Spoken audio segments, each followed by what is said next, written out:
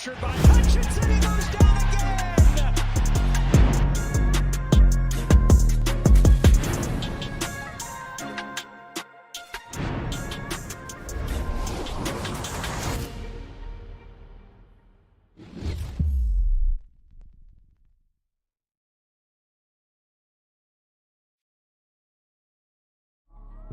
Yeah, 1 2 1 2.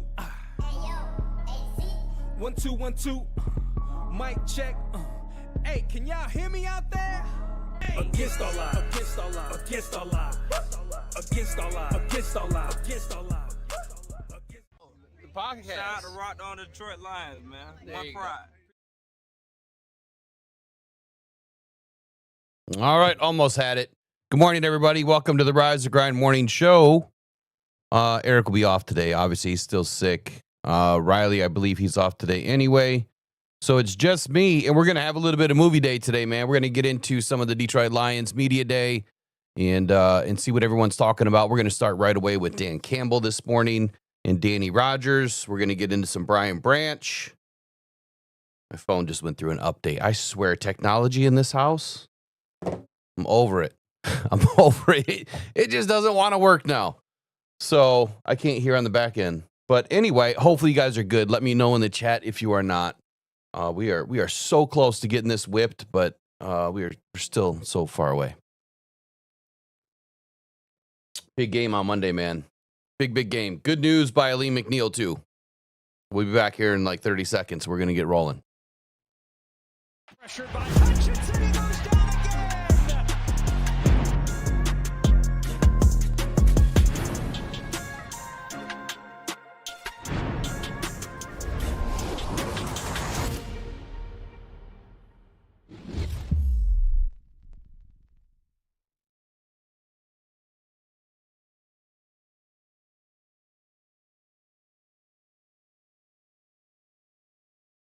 Welcome back to another opponent preview with the head coach, Dan Campbell. And in week 2, we saw the explosive plays on offense. We saw the sacks and pressures on the defensive side of the ball. What is the number one thing your team has to carry into week 3 against the Baltimore Ravens? We have to improve over what we did last week. So as good as that was, there are still things that we got to clean up. We had a couple of mentals in there at critical times. Man, when our defense gets takeaways, we have to score in the red zone. Like we have to capitalize on those. Those are the little things we can still get better at. Number one thing when you face Baltimore, you have to talk about quarterback Lamar Jackson. Even when you think the play is dead, he's going to bail his team out. How do you keep him from doing that this week? There's nothing easy about it. Number one, keep him in the pocket. Number two, really a lot of times you got to play with vision. You know, you got to be careful playing too much man-to-man and turn your back on him because he'll just sit there and let you run and then he takes off. But keep this guy in the pocket. When he bails backwards. He does not initially try to bust through here and go. So we got to take advantage of that and just keep closing.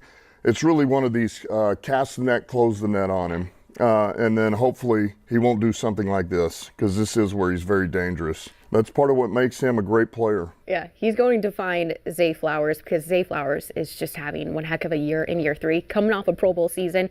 How can your secondary limit him so he doesn't come up with these big explosive plays? I got a lot of respect for this player, man. He is an explosive player. Really, you got to play sticky coverage on this guy as much as you can. You got to get your hands on him. This is one of those guys, third down, they go to him. You know, he's got a really good route tree. He's quick, he's dynamic, he's explosive.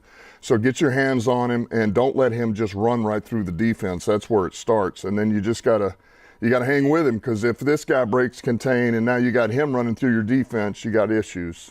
Stopping the run is always another big emphasis for your defense. Running back Derrick Henry only had 23 yards in week 2, but we're going to go back to week 1 because this is what he does best, a 50-yard burst. Yeah. How do you begin to contain that? Yeah, it's man, everybody, you got to fit your gap. You got to stay in your gap. And if we can just make this guy stop his feet, and the minute he stops his feet, we get on him so he doesn't get restarted. And then it's population of the football. If you open a crease and you just one play decide that you're not going to be where you're supposed to be, this is what happens right here. This little dip was enough for one guy to jump out of his gap. There it is. And now the rest is gone. All right, well, then somebody's got to make up for it and get him down. Well, no, that's not going to do it. You're not going to go and take this guy down running through his quads, all right? So it's going to take 2 or 3 to get him down. You got to make him restart his feet. This guy's an issue. He's a good player. On the other side of the ball, another issue would be Kyle Van Noy if he is playing. He's injured right now coming out of week 2. So you turn to Roquan Smith, 25 tackles, 9 TFLs already. How do you keep him from being a wrecking ball against your offense? He's really smart, man. Look, he's a really good player. Of course, he's explosive. He's athletic. He's all these, but he always plays one step ahead because his key and diagnose is elite, in my opinion. He's a highly intelligent football player. But these are, listen, you got to get a hat on him. This guy, he's supposed to be accounted for here. He's the Mike linebacker. Like, you don't just let Roquan run through your defense, and we don't have a hat on him. It is this guy's responsibility. He does not take him. That's an issue. So let's start there, at least get a hat on him and see if he can get off of those blocks and make a play. No doubt this is a very big road test for your team. What kind of measuring stick is it for the rest of the season? It's a really good measuring stick. I think more than anything, win, lose, or whatever, which we're not going down there to lose. That's not the point of this. But, man, you gain experience and you get better. The better teams you play, the better the teams, the coaches, the athletes, the better you get. And I think this is all, you just continue to sharpen yourself. And then by the end of the season, you're playing your best football. And, man, you've had to go through some serious trials and tribulations. Yep. All right, Coach. Appreciate it. Okay, thank you. All right, Coach Campbell getting us off and running this morning. That's the plan. You heard the plan. Let's review the plan. Keys of the game last night, delisted, live stream. The keys will be up today. And I promise you, we're going to start getting back to regular content. But keys to the game from Dan Campbell is pretty simple when you think about it. But there's nothing simple about taking down Lamar Jackson and Derrick Henry. There's nothing simple about that at all. We discussed a lot last night. It was pretty in-depth conversation. They're pretty in-depth keys to the game, especially in a game like this where, you know, as Dan Campbell just said, the better teams that you play, obviously, the better your team's going to get. Let's start with week 2 for just a moment. What happened in week 2 that was so much different from week 1? What changed? If you were to say, you know, just one definitive thing changed for the Lions, what was it?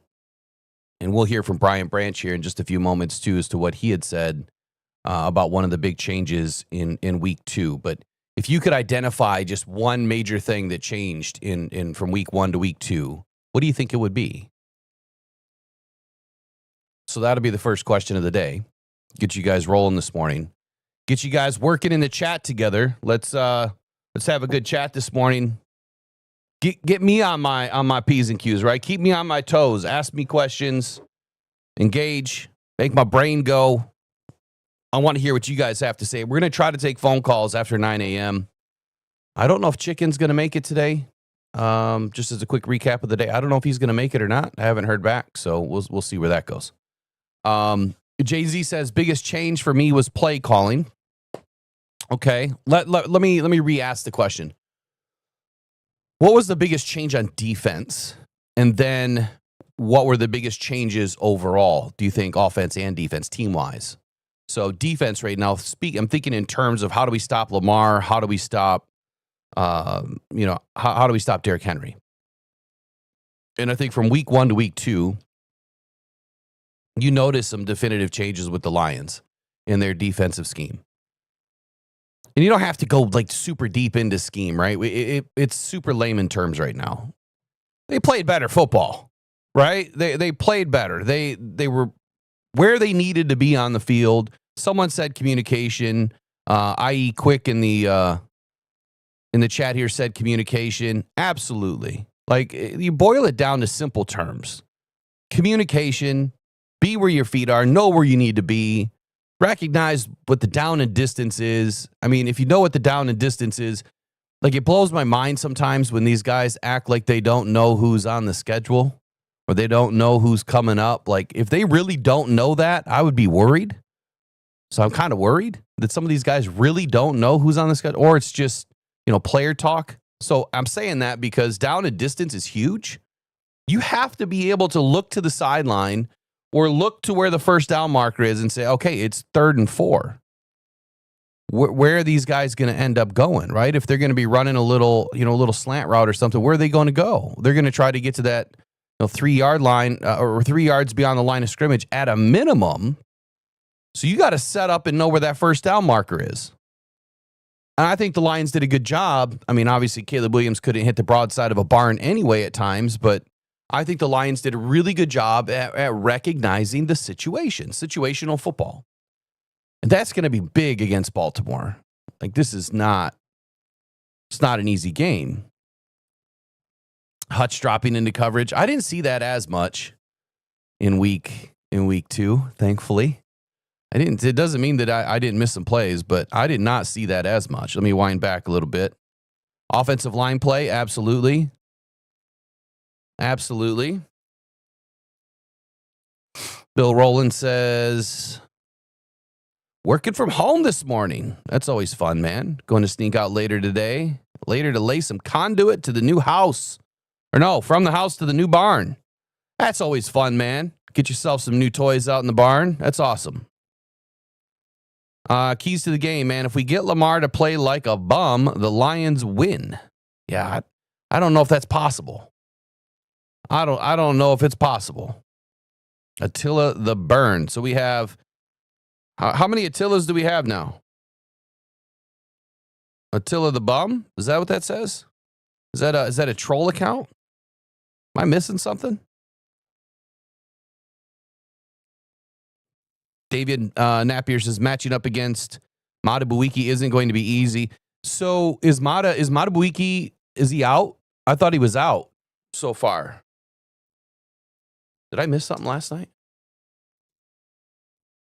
I thought he was on the injury report.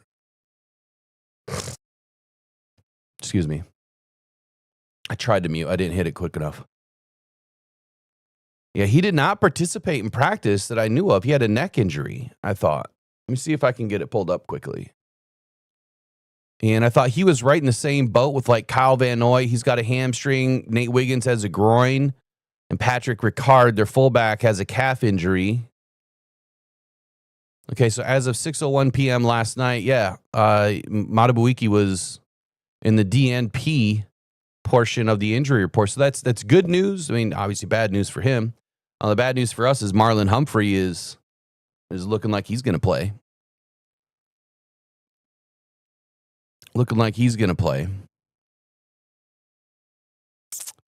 Let's see. Contain Lamar and Jack taking down the running back. Big game for Jack Campbell. This is a huge game for Jack Campbell. A lot, and I hate to say this, but a lot of this game hinges on Jack Campbell's play. It really does. And Brian Branch. A lot of what they do is going to be the reason why we win or lose this game on defense. Yeah, no stupid penalties. I'm with you there. Okay. So breaking down what Dan Campbell said, first thing, no mental mistakes. We got to clean up the mental mistakes. They did a great job of that from week 1 to week 2. Also in week 2, like I said, man, they knew where they were on the field. It seemed like they were in good position. I think that they played off of each other, but most importantly, they played a really good team in week 1. We didn't give the Packers any respect. At least I know that no respect. I didn't give them any respect, and now I do. This year, I think that they have a really good football team. So we played an elevated football team in week 1. We elevated in week 2. Like we played week 2 like we should have in week 1. And now we're going into week 3 having played a really good team. And then you're coming off this giant high of putting a 50 burger on the Bears. Hopefully they don't sink too low, right? Hopefully that adrenaline doesn't just come crashing down this week and they're not ready to go, on Monday night. I doubt that'll happen. This is a Dan Campbell football team. So, look, nothing's easy, like Dan Campbell said about Lamar Jackson. Keep him in the pocket. So last night, one of my biggest keys to the game, I wasn't going to talk about all the keys to the game again today, but let me just go ahead and bring up some of my notes from yesterday.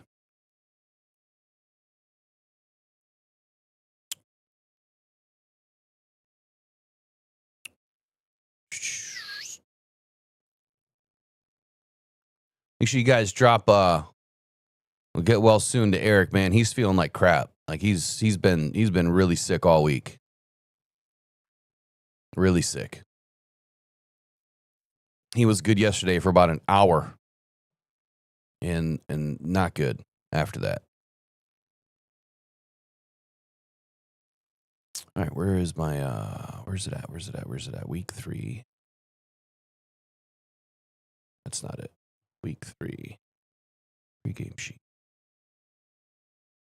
Week 3. Okay.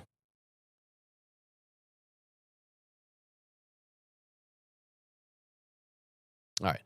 So last night, I said a few things that obviously Lamar's going to do well, and Dan Campbell was just talking about it. Keeping him inside that pocket, right? That was a huge discussion last night for me with in my opinion, what I feel like the Lions need to do in this game and how they need to do it. Do not blitz. Do not blitz. Like all out blitzes. I mean, if it's 4th and short and they're let's say they're on the 5-yard line about to score and it's, short down in distance. Yeah, you could probably blitz there, but then again, Isaiah likely, is probably going to catch a tutty in the end zone if you do that. I just don't want to see him go 0 out on these guys because they have too many weapons like Zay Flowers that if you give him an inch of daylight, man, he's gone. He's just flat out gone. Derrick Henry, on the other hand, he's not as fast as he used to be, right? He's just a big dude. Like Dan said, you got to hit him, with multiple guys. You got to get population to him. So, again, don't sell out. Don't blitz because that's how you get hurt in the RPO. That was key number 1. The vertical timing, like I said, for Lamar last night, clearly in rhythm right now. He's in rhythm. So if he pulls it down and he runs one play, he'll gash you, right? If he pulls it in and he goes to throw, he can gash you there too because their vertical routes, they're in time. Like they look good from the passing concept. But one of the biggest things for me was the scramble drill explosives that they end up getting with Flowers and Bateman, with Hopkins. When they break a little bit, when Lamar's able to extend, that's when Baltimore is the most deadly. It's not so much when Lamar breaks downfield. It's when he finds just a little bit of a crease to extend that play an extra second. And so if you're blitzing too much, if you're sending guys too vertically, Lamar's just going to be able to go outside, right? Or if you don't fill your gap, he's going to find that crease. And if he finds that crease, he could step into that rush lane. He could then go horizontally and extend the play, horizontally and then get the ball downfield. Those are the things you can't do. The play action boot game is big by Lamar, but I said last night the number 1 thing was the contain game for the Detroit Lions defensive line. That is key. And to hear Dan Campbell, I didn't listen to this yet. I listened to it this morning with you guys. To hear him say the most important thing was pocket protection, keeping him in the pocket. Just keep him in the pocket. What else did he say that was key? Something that I talk about all the time. Can't turn your backs to these guys. Right? I always talk about having your chest forward. That's just the way my terminology. Same thing. You can't turn your backs and be consistently in man in this game. You have to be in zone. A large portion, like I would say 65-35 zone to man. And that might even not be enough. You need to be in zone a lot in this game. So rush lanes over sacks, man. That is a huge key in this game. Assign each rusher a lane and depth of target. So we talked about depth of target, which is Lamar Jackson. If he's taking 7-step drops, you don't want to go 8 or 9 steps, right? You don't want to go 2 steps beyond him. You need to stay the same depth and mirror Lamar because if you don't, he's going to take advantage of it. So it's the same stuff that Dan's talking about. The 2-edge discipline, both Aiden and if Davenport, it makes a mysterious if he makes a cameo appearance on Monday or not, but most likely Muhammad, who's playing pretty well, whoever the heck is on the other side, they have to keep their outside shoulders open. And again, that is to force Lamar to the inside, right? So if your left shoulder, remember the analogy I did last night, if this is the tackle, if my left shoulder's on this side, I'm forcing him to go in, right? I'm forcing him to go the other way, which is to my right, which is stay inside. That's the best way to do it, man. Appreciate you. IE Quick says the like button is for free, everybody. Make sure you smash it. Interior mirror, again, just don't get too deep on Lamar. Just don't get too deep on Lamar. Can't do it. Won't do it. If you do it, could be in trouble.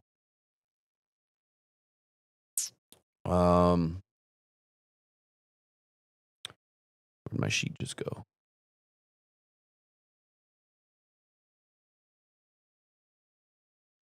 Interesting. On the struggle bus today. I was having nothing but issues this morning. I didn't even know if I was going to be able to do this, but I got it fixed.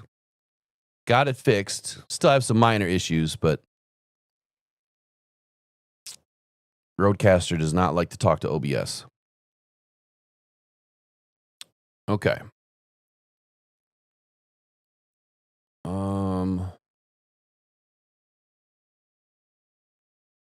right. I don't know what I just did with that other sheet. The other keys to the game for Dan Campbell,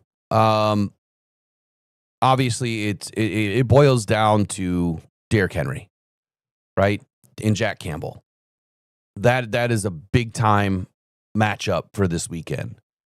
Jack being the Mike linebacker and having to fill those immediate rush lanes, right? The B, the A, the C gap, whatever he's going to be responsible for. I see him, most likely going to be responsible for all of it, right? You've got Derrick Barnes and Alex Anzalone, that both of those guys have to be able to stretch horizontally and then fill gaps, or stretch horizontally, get outside the tackle, stretch horizontally, get outside the edge, right? And they have to be able to continue the containment zone, as well as cover the tight ends, cover the running backs, cover the slot, and everything coming over the middle. That's hard, man. That is tough. So what do you do? How do you help those guys? You're going to bring Amik up. You're going to drop Brian Branch, or you're going to bring Brian Branch up too. So Amik is going to be up in the slot. And if I go back to my notes from last night, one of my other, bigger keys to the game was with Brian Branch. Let me get to it. I'm sorry, Amik Robertson and Zay Flowers. Amik Robertson and Zay Flowers.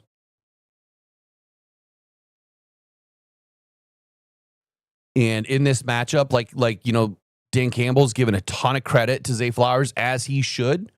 Because I call Zay, man, that jitterbug. Like, he is absolutely, a dynamic separator in the pass game. And you just saw some of the video that they were playing, some of those highlights, how quickly he can get 3, 4, 5, 6 steps on somebody. And if you don't have a good plan for him over the middle or in some of those deeper crosses, he has so many different route options that he can hit. It's not even funny. So you got to have a good plan for Zay. I'm almost thinking he's the guy you want to bracket. He's the guy you're going to want to give some extra attention to, which then it kind of pulls away a little bit of that extra guy that you could sync to Lamar, or that extra guy that you could send downhill, to Derrick Henry. But then again, I'd rather see the Lions give up 6, 7, 8, 10 yards than 20-yard chunk plays to Zay Flowers. Something has to give, right? Something has to give. Terry and Arnold has to show up in this game. DJ Reed hopefully is going to be healthy enough to go against DeAndre Hopkins. Kirby Joseph versus Lamar Jackson, like those deep intermediate throws, he has to be able to knock those away and give extra help to the corners. Which, if you put him in a zone look, I think that's where you're going to be able to give these guys a lot of help. So. Good video, good review, obviously by Dan Campbell. Now I would like to get into Brian Branch.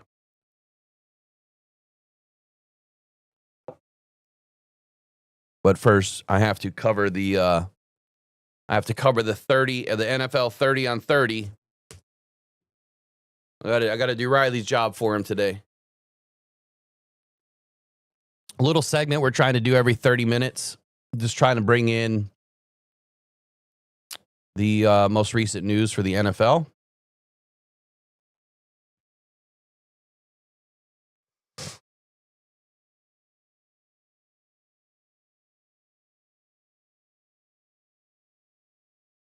All right, here we go. Be back here in just a few seconds. It's game time, Detroit, and you found the right place for the latest Detroit Lions news.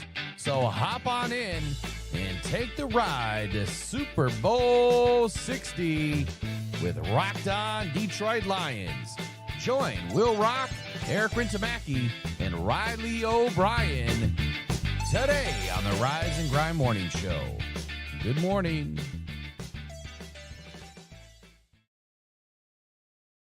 All right, so last night, big game for the Buffalo Bills, man, barely hanging on to take down the Miami Dolphins. It was a hell of a game. It was a solid game last night. James Cook, man, shot out of a cannon last night, helped power the Bills over the Dolphins. Tua Tagovailoa's fourth quarter interception at the final minutes of the game really sunk the Dolphins in this game. It was over. Heck of a game to watch. Clearly, both of these teams, only one of them, I think, is the Buffalo Bills, is a team that we need to watch out for. Matt Eberflus, headed back to Chicago, was asked about the return, and he says, I haven't thought about it. And I think he's full of it. But that's your 30 at 30. Hopefully this will get better as we get moving along. Pressured by Hutchinson, he goes down again.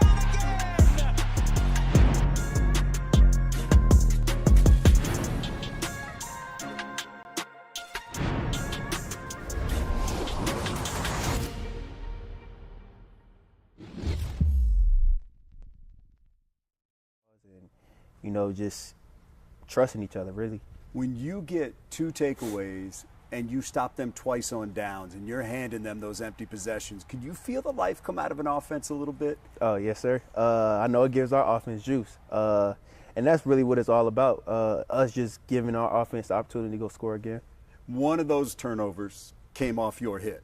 And we're going to show this while you talk about it, because I want you to talk me through it, because that was perfect. And the thing was, we could see you coming from about 10 yards away. How did you diagnose that, and what did you see? Terry Arnold made a great he set the edge perfectly. And, that's, as a safety, that's what we want. Just make the hole small so we can just feel it. And just look at my chops, honestly, that he was about to cut up, and I made a great play. Do you have a brake pedal? Because it looks like it's just full gas out there for you all the time. And I know fans love watching it, and it has obviously made you one of the best players in the league. Nah, no brake pedal. Full go, full gas. Lions put some stats out there all the time that tell us why you're one of the best players in the league. Let me throw these at you. In the last 26 years, there's 2 safeties that have 30 passes defensed, 15 tackles for loss, 5 interceptions, 3 sacks, 3 forced fumbles in their first 3 years. It's you and Ed Reed. That's you and a Hall of Famer. And there's a number of things that put you in that Ed Reed class in your first 3 years. What's that mean to you when you hear that? It means a lot to be put in that conversation, but heck, Ed did it for consecutive years, and I know I got to do it for consecutive years and just keep on going, honestly. Monday Night Football. I mean, you watch it growing up as a kid. I'm sure you watched it when you thought about being a pro football player. There's something special about it, isn't there? What's that mean to you to be Monday Night Football under those lights? It means a lot. As a kid, wanted to, like you said, we watched it. Me watching it, just imagine myself being in that position. And now that I'm actually in that position, I got my family watching, the whole world watching. And that's, as a player, that's what you want. All eyes on you. Hey, one more thing. When you got your game ball, you barely said thank you when you said we got Baltimore next. Was that already on your mind and was part of that remembering 2023? Yes, sir. Because 2023 was also my birthday. So we played them on my birthday. October 22nd? Yes, sir. Okay. And not a good birthday present, nah, BB. Not a good birthday present. So this game is, we want this game. All right, Brian Branch, Start the man. school year with A+. Absolutely love what he's all about, and you just heard he's all gas, man, no break, all gas all the time. Big shout out for TA. TA setting a good edge for him, able to give him an opportunity to get in there and make the play on the football. Obviously, there's a play later on that he gets an interception call back on TA. He'll have to clean that one up for him. Hopefully TA gets another shot this week. Big time stats for Branch. Now I didn't write all the stats down, but I don't think I need to. When you mention a name like Ed Reed in the same breath as your name, that's insane. Like that's really good, right? That means he's playing and doing well. Well, I just gotta return a message real quick. So Brian Branch, I mean, look, I see him becoming something like an Ed Reed, but to his credit and to Brian Branch's statement, the thing is, man, he recognizes game. right? He recognizes it's not easy to do what Ed Reed did. He did it for a period of time.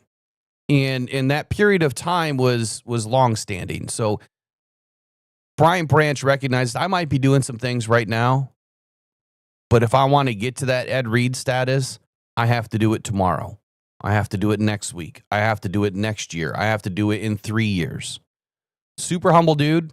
I love his grittiness. I love his competitiveness. And got you all 22. Thank you. I probably won't see the live chat though. I'll have my phone open. We're gonna try to get all 22 in here. I'm gonna send you a link right now. Let me give me 2 seconds. Let me get this handled real quick.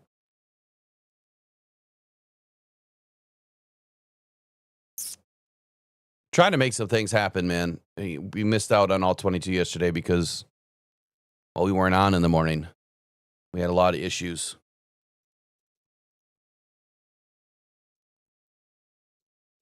But I want to get this this little breakdown here from all 22 on what he thinks of this matchup. He'll probably only have about 15 minutes to spare with us this morning, which is great. Really appreciated. And his knowledge is incredible. And this is his team, man. Like, this is the game that we've been waiting for a few seasons now. So it'd be great to hear what he says. So right around 9:10-ish, we'll see if we can get him in. So anyway, back to Brian Branch, man. October 22nd is his birthday. I didn't know that. So was that 3 years ago? Was it 3 years ago we played him on the 22nd too? Is that what he said? That we played the last time we played him was on his birthday, and this time we play him on his birthday? How weird is that? That's kind of weird. But this is your get right game, I guess, for Brian Branch. It's the get right game.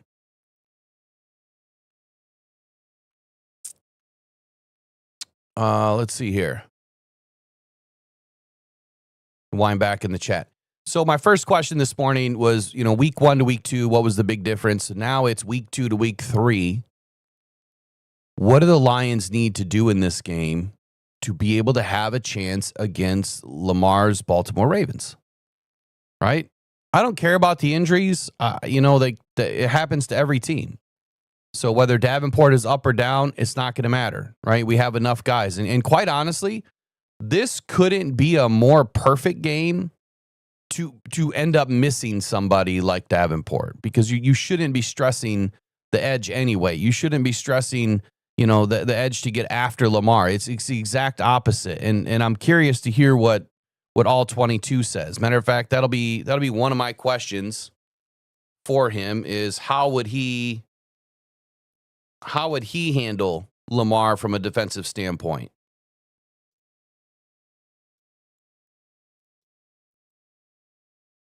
It'd be interesting to hear what he says. We may agree or disagree.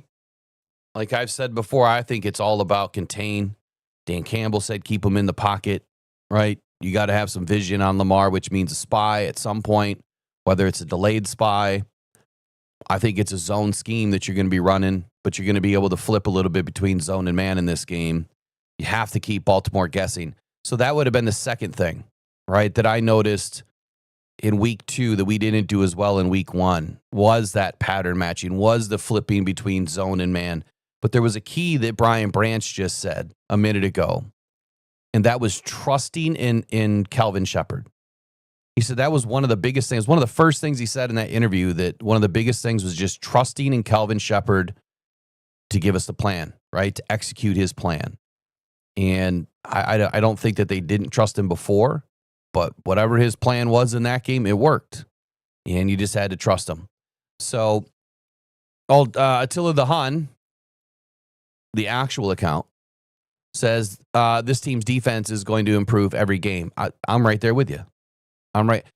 And I would say that the offense is going to improve too, but it's pretty hard to come off of a 5-touchdown, 0 interception, 500-plus yard game, 300-plus passing, 177 rushing. That's pretty hard to do. It's really hard to do. I don't know if we can improve much on that this week. I would say if we could If we can put up 30 points in this game, I think we're doing okay. The goal is to try to keep the Ravens under 20. That's going to be really hard to do, too. We'll see where it goes. I'm okay with a boat race. Not really, but I'm okay with it. All right, what questions do you guys have for me? And by the way, Attila, big shout out to you for your $2 super chat. Appreciate you. I'm loving it.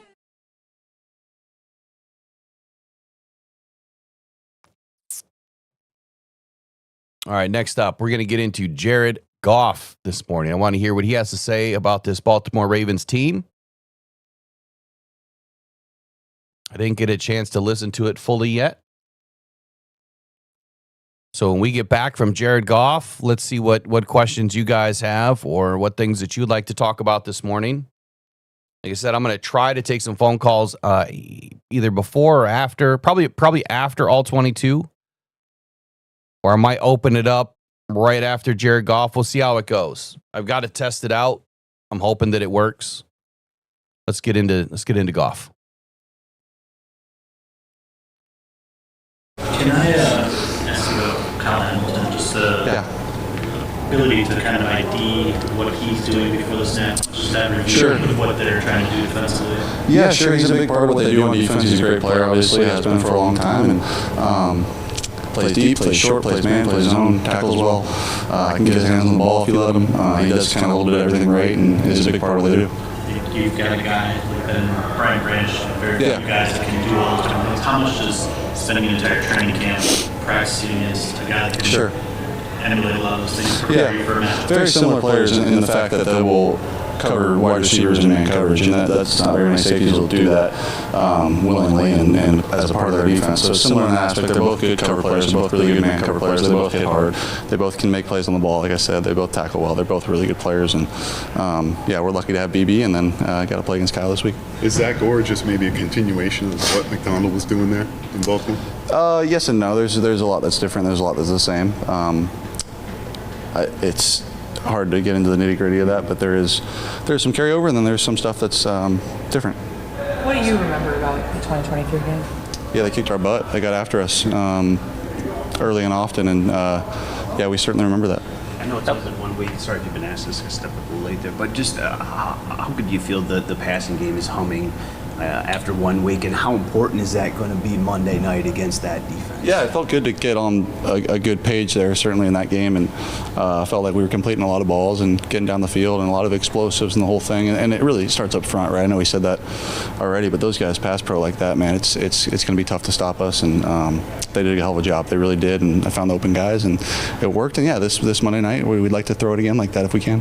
Sure. What can you draw from that 2023 game, if anything? Like, can you go back and watch that tape at all? Is there any value in that from a preparing standpoint? Yeah, maybe some motivation value that we just kind of went in there and they took it to us. I think we've got a lot of respect for their team and their coaches and the way they've gone about their business for a long time, and I'd like to feel they feel the same way about us, but we got to go in there and prove it and show them that we obviously can hang with them, and we're a great team, and in that instance we didn't, so certainly have a little bit to prove this week. A lot's changed in 2 years. How much do you feel like you guys have changed since that Baltimore game last? Yeah, we've grown up a little bit. Absolutely, we've matured. We've gotten another 36, 40 games or so under our belt since then, and they're a different team. We're a different team. I don't know if that game speaks much to this game, other than maybe provides a little bit of extra juice for us. But I don't think there's much other than that to carry over. Obviously, you always want to start games hot, but given what happened in that game, is there more urgency to make sure that you don't fall behind quickly? That game was 2 years ago, and that's question number 5. Yes, but you're right. And I've played these guys a couple times now, a few times, and I played them in LA, and I think it was a very similar type of game where they were up on us early, and they can do that. With Lamar and the offense they got, they can start out fast and get hot. So our defense, we're relying on them to play well, and then we got to play well on our part too offensively. Jared, your connection with Saint has been really strong for a few years now. A lot of times you guys will talk about just becoming more and more detailed. Is there an example of the details that you're still continuing to unlock at this stage in your relationship? We work on certain minute throws every day. it'd be hard for me to tell you which ones, but every day we're talking. I mean, it could be something as simple as an Omaha route, a 5-yard out, like how I see him coming off the ball, how he wants me to throw it, how I see myself throwing it on certain plays. It could be as simple as a seam route, like versus a certain defense. How do I see it coming into him? And he also just has a very easy knack for things, and it makes the ball show up where he wants to, is a kind of a good way to put it. Like if I throw it a little bit behind him, he'll slow his body down and it'll look like I threw it right there. And it's a quarterback's best friend, and it makes me want to keep throwing it to him when he does that. But he's as good as they get in our game. I've said it a million times, and I'm lucky to play with him. I saw you tell him after his second touchdown that was unguardable. Can you explain what about when he runs the route like that and I throw it where I threw it, it's not, you can't cover it. And it starts with him running the route like that, and then having the presence of mind and knowing that it's probably going to be a back shoulder throw in that instance. And if I put it where I want to, you can't cover it. How unique is it to have an offense that can start off the game and start off so many drives the way you guys did with play action? What do you need to establish to be able to be an offense that can use play action to build off of? Yeah, well, certainly the run game. That's a big part of it, and being able to run the ball well, and then pass protect. If we can run the ball and then pass pro off of that and play action, and our guys are getting open, I should be able to find them and give them a foot or however much space, I should be able to find them. Scotty was talking about the downfield blocking efforts from some of the skill guys. How much does that fire an offense up when you guys are just watching film and you see J-Mo blocking 4 yards downfield? Yeah. It's cool. I mean, that's the DNA of our team, and the DNA of the guys that they continue to bring in here are guys that do that. And when you see guys like Saint and Jameer and David and J-Mo do it over and over and over again, it's like everyone has to do it. They don't have a choice, And it's cool. It's part of our culture, and those guys continue to do it, and it helps. It really does. It springs some of those runs and some of those long downfield plays and gets them in the end zone. There was one of those plays communication talk. Like, how important was it to have Taylor Decker out there on Sunday, and just how valuable is to that? Say that again. After what? After a week spent talking about communication issues, just how important was Taylor Decker? Yeah, he's very important to our team. He's an incredible left tackle in our league and good leader on our team, and a valuable piece of that front line, obviously. And having him out there as like kind of a calming veteran presence is always massive, and he just continues to get better. I was going to bring up on the perimeter blocking. It looked like one bounced back your way. You thought about for a second there. Yeah. Sometimes that happens where I'm not going to lay anyone out, obviously, but if I can get in their way, every once in a while that'll spring the guy. And so that one I was ready for it, and the corner started laughing at me. I was like, I was there. Does playing on Monday Night Football still have that special feel for you? Of course, yeah, always will. We'll be the only thing on TV and on the road in a ruckus environment against a team that's got the history they got, and it'll be fun. Jared, I see you often hang in the pocket and take a hit when you're delivering a ball. Do you think that's kind of like almost like a quarterback's duty? It's part of your job? Sure. Yeah, I think so. I think if I can hang in there and if it means me taking one to give it that extra split second to let that guy come open and get him the ball, absolutely, that's part of my job. And those guys protect so well that every once in a while I can take one when I need to. Is there anything about Baltimore's stadium environment that's particularly tough to play in? Yeah, sure. I mean, it's going to be loud. They've got the reputation for being loud. It's Monday night. They're a good team. It's early on in the season. I don't know. I don't know if have they played at home yet? I think the first one was last week was at home against Cleveland. Yeah, so it's not their home opener, but early in the year, and it'll be loud. It'll be loud and it'll be fun. Dan talked about the importance of getting first. Dan talked about the importance of getting first downs. How much do you put it on yourselves, to maintain possession in this game, knowing what they're capable of on the other side? I don't think we're concerned about. We're not concerned on offense about their offense. That's our defense is going to have to play well for us, and I expect them to. But yeah, certainly we want to stay on the field and get first downs. That's a part of what we do, and when we do that, it leads to good things and typically wins. But we're just playing our game. We're just playing our game, staying in our rhythm, and however the game is called from Johnny, it'll dictate that. From afar, how have you seen Lamar Jackson grow as a quarterback? Yeah, he's incredible. He really is. I mean, I think his legs get a lot of attention, but I don't know if his passing ability gets the attention it may deserve. And he's as good of a passer as there is in this league. If you look at the numbers, he's as good as anyone throwing the ball over his career, but specifically the last 3 or 4 years, he's been pretty on fire. And our defense has their hands full with him, but I expect them to play well. We've been talking a lot about last time you guys.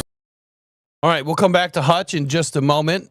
I just got a message from Chicken Nugget. I don't know if he's going to make it on or not, but we'll see. So I want to recap this a little bit. Number one, like Jared Goff said, it starts with pass pro up front. This is going to be big time for them. Baltimore is, I've never been to Baltimore Stadium, but from what I understand, same thing that Jared Goff was just saying, he expects a very loud stadium. Last night during the keys to the game, I also mentioned that the stadium noise is going to be a factor, especially when you get into the red zone, especially when you get to a third down. So this is a game that we can't have a similar issue like we did in week one. If there's one major key to the game that I forgot last night to touch on, even though I was talking about the crowd noise, it is the communication on the offensive line. Have we fixed it? Right? Has John Morton and Hank Fraley and Dan Campbell, have they fixed it? Have they fixed the communication issues, the nonverbal cues? Does the offensive line have a better plan now going into an away environment where it's going to be loud? That is something we're going to have to pay attention to. We can't have false starts. We can't have missed protections. We can't have missed assignments. You have to be darn near flawless in this game against the Baltimore Ravens. Jared Goff, again, says it starts up front with pass pro. I love this about JG, man. He says, if I need to take one, if I need to eat one, talking about a hit, if I need to take one to get the ball out, I can take one. He's not afraid to do that. That is something that we've watched Jared Goff do time and time and time again, man. Pressure does not faze him. Like he might be so confident to a fault that he will stay in that pocket and take a lick. We don't want to see Jared getting hit. Every time he gets hit, I hate it. I hate watching it because and I don't know why I get nervous about it, because every time he bounces up, I'm always worried about the time that he doesn't get up.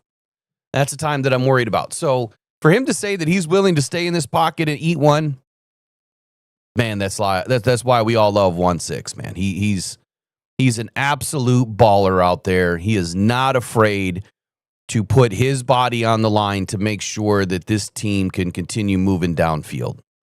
Love it. Absolutely love it. Motivation, clear motivation in this game. Again, we mentioned the Brian Branch factor. It's birthday number 2 again for him playing the Baltimore Ravens. And here we go. Let me get into some of the stats and why we didn't look good. So I'm going to break down, which again, I didn't do this in the keys of the game. I probably should have. I'm going to break down a little bit what happened in that game. There was a question a few moments ago by Ornery U of M dad, I believe it was, asking if Jared is ready. Is he ready for this game? Question is, do you think Goff is ready this time around for the Ravens defense? So that'll be, I guess, the third question. Do you think that Jared Goff was the issue in the first meeting? Do you think that he was the issue in the first meeting? Do you think that it was Jared Goff's fault that we lost this game? I'm interested because back then, the narrative was JG was a bridge quarterback, right? And we go and get just beat, curb stomped by the Ravens. This is year 3 into Jared Goff being in Detroit. And everyone is like, see, he can't win the big games. See, he can't play on the road. He can't play in the cold. He can't play outside. And like he said, we're 40 games past that now and very few losses since then. Was it JG? Was it Jared Goff? I don't think so. And U of M, Dad, I'm not saying there's anything wrong with your question. I'm just saying I don't think it was JG in that game. I think that Jared Goff was ready then. I think that he's ready now. He said October. My bad, Todd. We're in September. Thank you for correcting me on that. The reason why I don't think it was JG in that game is because he put up the ball 53 times. Remember, this was the genius Ben Johnson, back then calling the offense. He put up the ball 53 times. He completed 33 balls for 284 yards. The problem? 5.4 yards on average per catch. But he took 5 sacks in this game. 5 sacks at a QBR of 14.8 and a passer rating of 68.4. Was it Jared Goff's fault that the offensive line couldn't protect Jared Goff? Was it Jared Goff's fault that Ben Johnson dialed up 53 pass plays? Was it Jared Goff's fault that the offensive line couldn't open up the run lanes for Jahmyr Gibbs? Jahmyr Gibbs only had 68 yards on 11 attempts, so he was running 6.2 yards a clip. What happened? Why did we go away from the run? So if I'm just looking at the stats, right, this is the narrative that I'm going to build in my head. We threw the ball 53 times, but yet Jahmyr Gibbs is running 6.2 yards a clip. Were we protecting for Jahmyr? Was the run game working? Well, that's the first question. Well, it looks like it was working. He had a TD. He had a 21-yard scamper for his long run of the day. Well, here's what happened. Again, if I don't even look at the score, if I don't even look at when they scored, I'm just going to assume, well, Baltimore got up on us early. And then Ben Johnson transitioned to passing the ball, trying to catch up. Whereas maybe if you would have just continued to run the ball and then get into your play action fits or your play action menu, maybe then this game could have been different. Maybe Ben Johnson panicked and he started to put the ball up. Well, what didn't happen in this game is Jameson Williams was catchless. Jameson Williams was targeted 6 times, 0 catches. Antoine Green was targeted 1 time, 0 catches. Everybody else in the past game seemed to catch their targets, but Amon-Ra St. Brown targeted 19 times in this game, of which he caught 13 for only 102 yards. No touchdowns. So therein lies the problem. For me, Amon-Ra St. Brown was the biggest target of the day. If you only pass it to one guy, I mean, that's kind of easy to stop him from getting into the end zone. Sure, we'll let you catch it. We just won't let you go very far. Right? So just taking a look at some of the stats and what happened, I'm building this narrative in my head that tells me anytime that you throw the ball more than 30 times, you guys know how many? How many interceptions do we have when we put up the ball more than 30 times? On average, right? You know the answer. 1. How many interceptions should we have if we put up the ball more than 40 times? Right? You know the answer. It should be 2.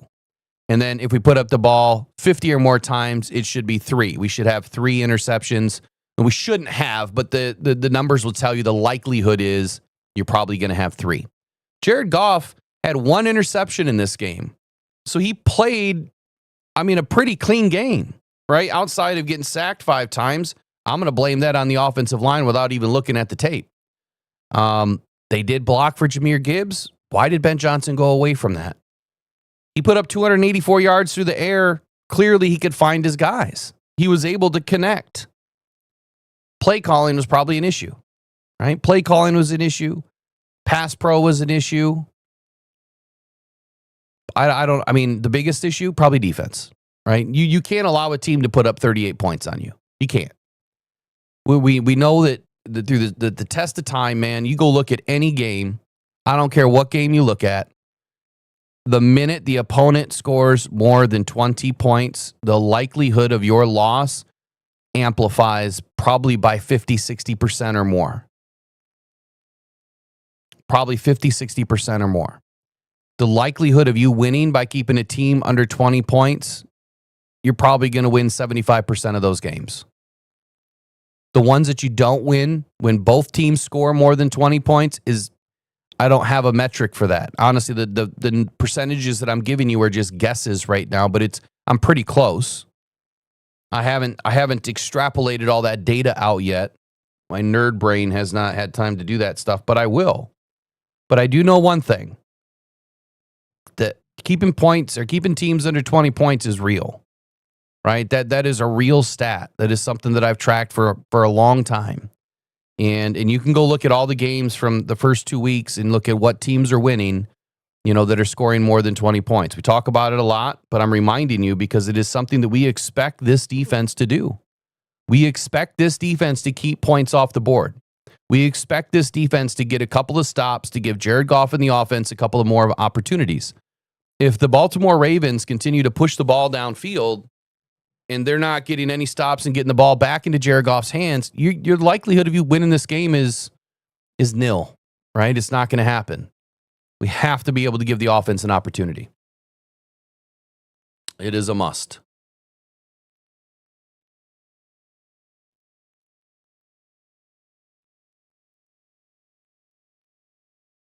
Give me 1 second. Let me try to get a couple of things set up here.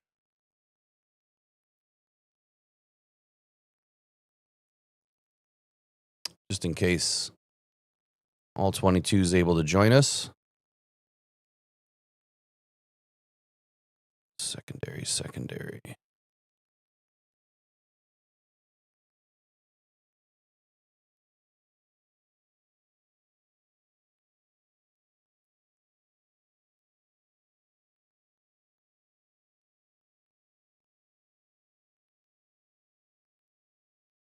Okay.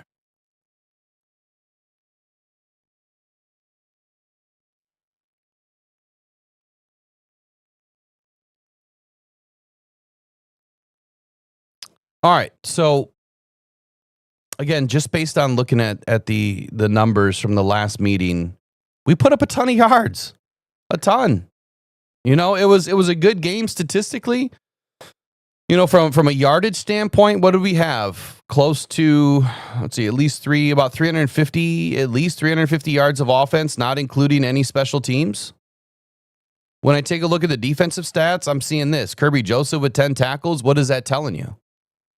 That's telling you that you know, he's the last line of defense, right? And there's a reason why he's getting involved so much, because that ball's getting pushed downfield and nobody is covering, right? No one's covering the underneath routes. Tracy Walker had 7. So our safeties were mopping up everything. That's not good. If your third level is catching the most stats, that's terrible. The most stats on any defense should really come out of the middle of the defense. It should come out of the linebackers, the nickelback. Like, those are the guys that should be getting the most stats in a game. Outside of that, I mean, you expect, obviously, the defensive line to get, you know, plenty of stops and stuffs in the run game.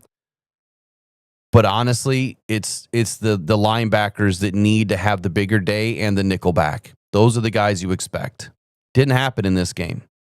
Not even close. So we need to flip it, man. We got to totally flip what we did in this last meeting. But to Jared Goff's point, he said, it was 2 years ago. We're a different team. They're a different team, right? Expect different results, which we do. We expect different results. This time, J-Mo has to have stats, right? Amon-Ra can't be the only guy targeted, even though he wasn't the only guy targeted. I mean, Jared Goff was able to distribute the ball to 6 guys caught a pass, but he distributed it to 8 guys, right? 8 players. Jahmyr Gibbs had 9 catches in that game for 58 yards. 9 catches in that game. And we weren't even using Gibbs in the pass game as much as we are today. Pretty interesting. Pretty interesting.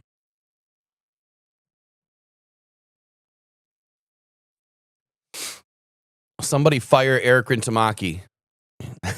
He just said, remember, I had this as a loss for us in the preseason. I don't have your preseason predictions. I don't know where we put them. What do you have in your latest predictions? All right, the one that we did after the preseason. The final. Did you have us losing this game? I don't think I ever put mine up on an article. I'm going to have to go back and do that. I know this week I have us winning, at least from my weekly calls. I have us winning this game. We'll see what happens. We'll see what happens, man. This is going to be a good game. This is going to be a tough game. I just hope that we keep it close, right? I hope that we keep it close if we end up losing, which I don't think that this is a game we lose. We're going up against the 31st ranked pass defense. It'd be interesting to know if I would have done my job and done my job correctly. I would have went back and looked at this game a little bit deeper, and I would have looked at where they were ranked. Where were they ranked then? Where were we ranked, right? Where are we ranked today? Where are they ranked today? Well, we already know where they're ranked today. Here, let's just review a couple of things from last night to kind of give you an idea.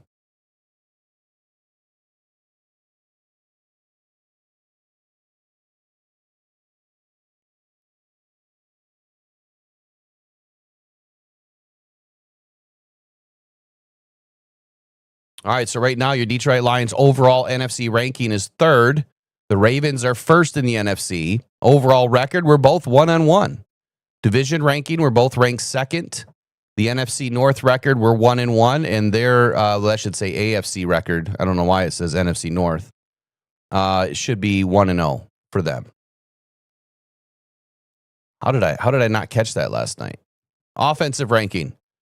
Lions are 5th. Passing rank is 5th. Rushing rank is 15th. And our scoring offense is 3rd.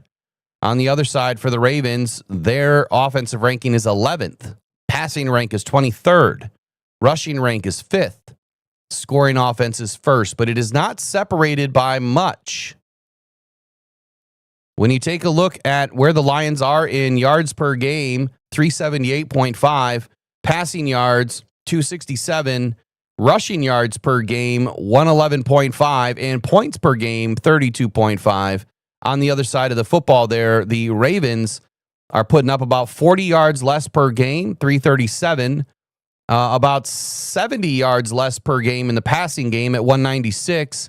They are putting 30 more yards on the ground at 141.5 and an extra touchdown with a 2-point conversion, putting up 40.5 points per game. So when you compare what we're doing offensively between both teams, they might have 30 more yards on the ground, but we're putting up 70 more yards in the air, right? And I think that the Lions can go away from passing the ball so much and will put more yards on the ground. The other thing that I have to point out about this is our numbers are deflated in the run game because of what happened in week 1, right? If you look at what we did in week 2, I think it was 177 overall rush yards in that game. That's the team that we normally are, right? Putting up 170 yards a game on the ground is what this Lions offense should be able to do collectively, right? Between David Montgomery and Jahmyr Gibbs, and if Craig Reynolds gets in the game, or if Sione Vaki is up finally at some point, playing in special teams, maybe get some options in the offense, few and far between. J-Mo doing some end arounds, Amon-Ra doing some end arounds. The Lions should be able to put up at least 150 yards on the ground in just about every game. We have the guys that can do it. The question is, can the offensive line protect it and open up the holes for the guys to do it? What we witnessed against the Bears, yes. What we witnessed against the Packers, we had a very rough day at the office. That stuff has to get fixed against Baltimore. What I didn't put up was some of the defensive stats. You know, where are the Baltimore Ravens from a defensive perspective? Let me run through some of that.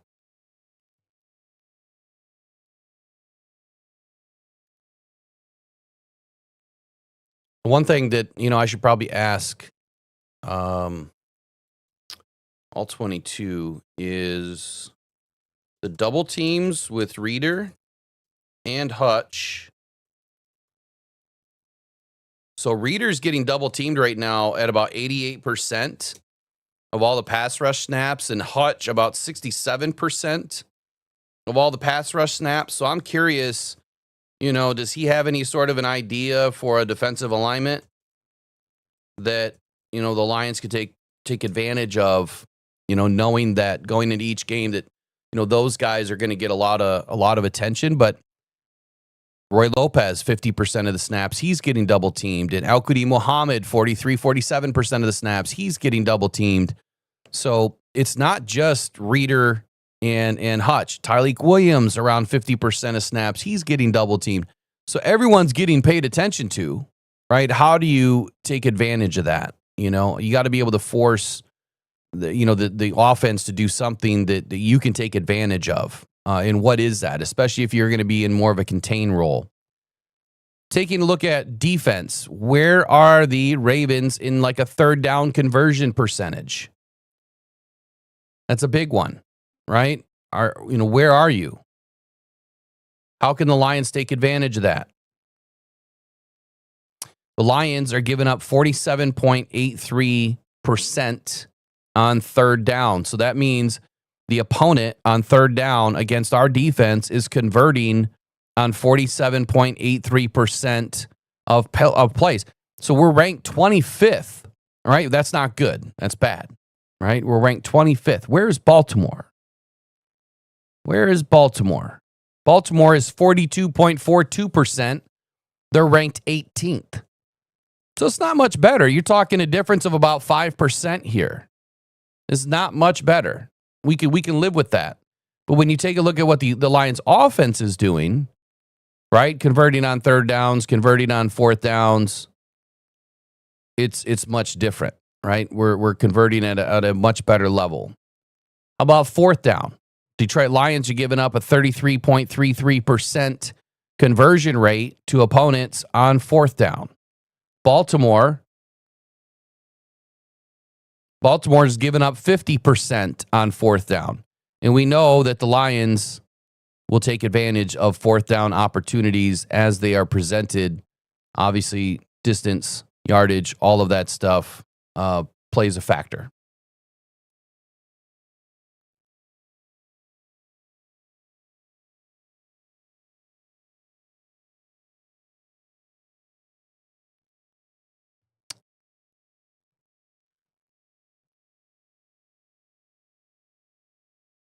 Take a look at a couple more stats. Turnover differential right now.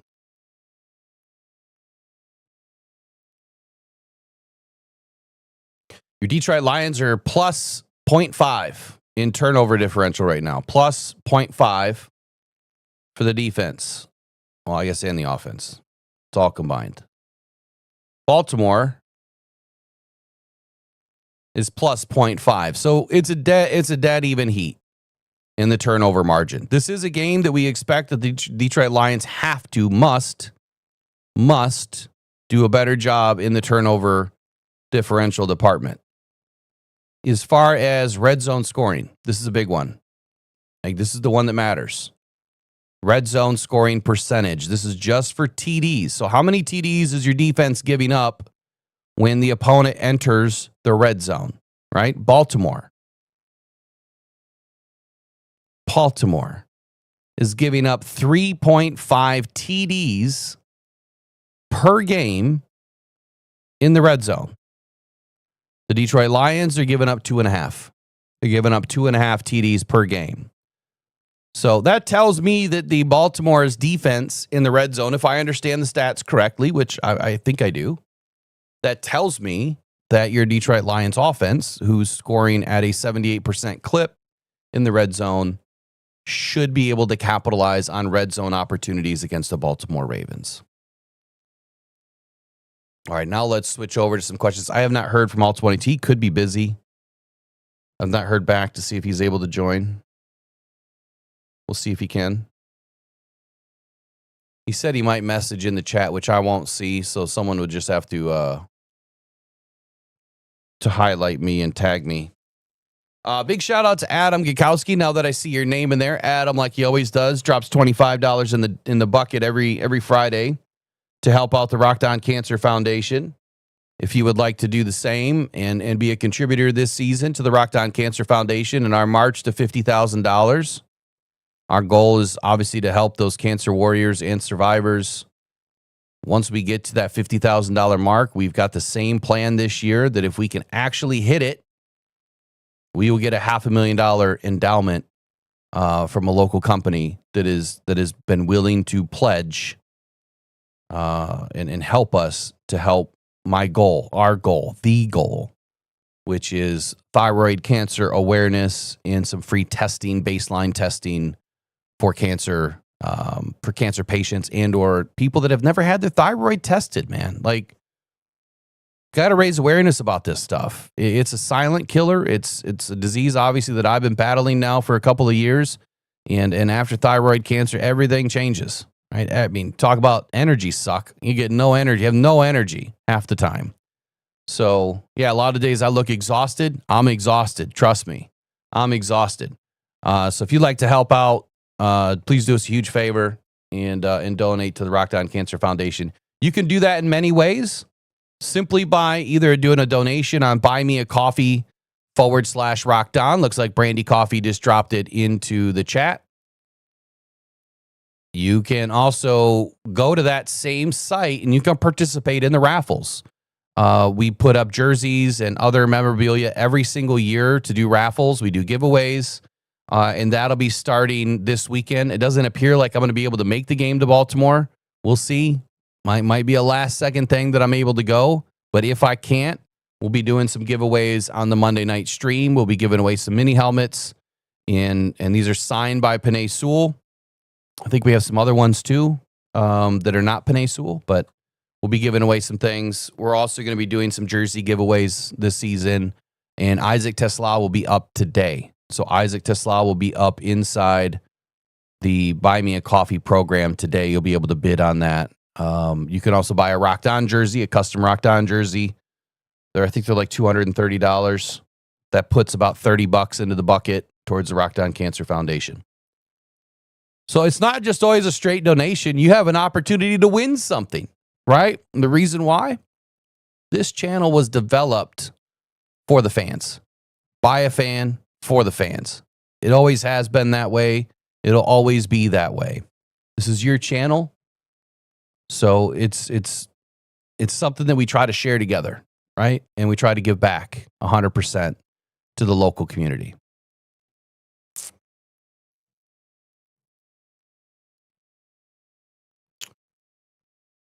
Bo Booth, man.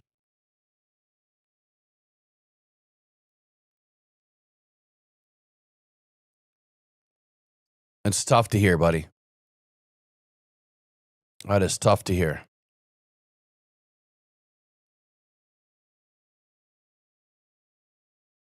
All right, what questions do we have? Just waiting to see if all 22 is going to make it or not. If he can, he can't. Maybe we could do something on Monday. We'll be back on Monday.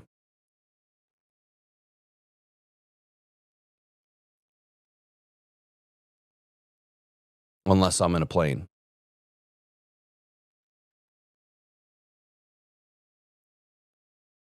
While you guys are thinking of questions and while we're waiting on and to see if someone's going to join, let's get into Aiden Hutchinson, because he had something interesting to say that a lot of people might be taking the wrong way. But let's just see what he had to say. Face Baltimore, just the outcome, and a lot of people just said they learned a lot from that. Just seeing that level of physicality and intensity.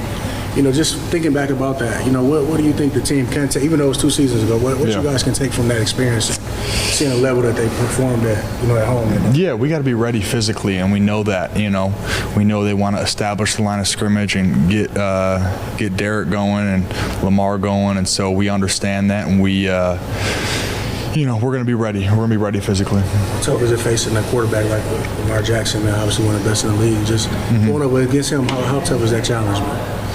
Yeah, it adds that layer of the quarterback run game that gives a lot of defense fits. So, I think we got a really good game plan in, and we just got to get on the same page and execute it. And, knowing that he might get some runs, but just containing him and limiting the damage, really. You obviously got your first sack. What did you overall think of the pass rushers' performance Sunday, and where do you feel like you guys made the biggest strides?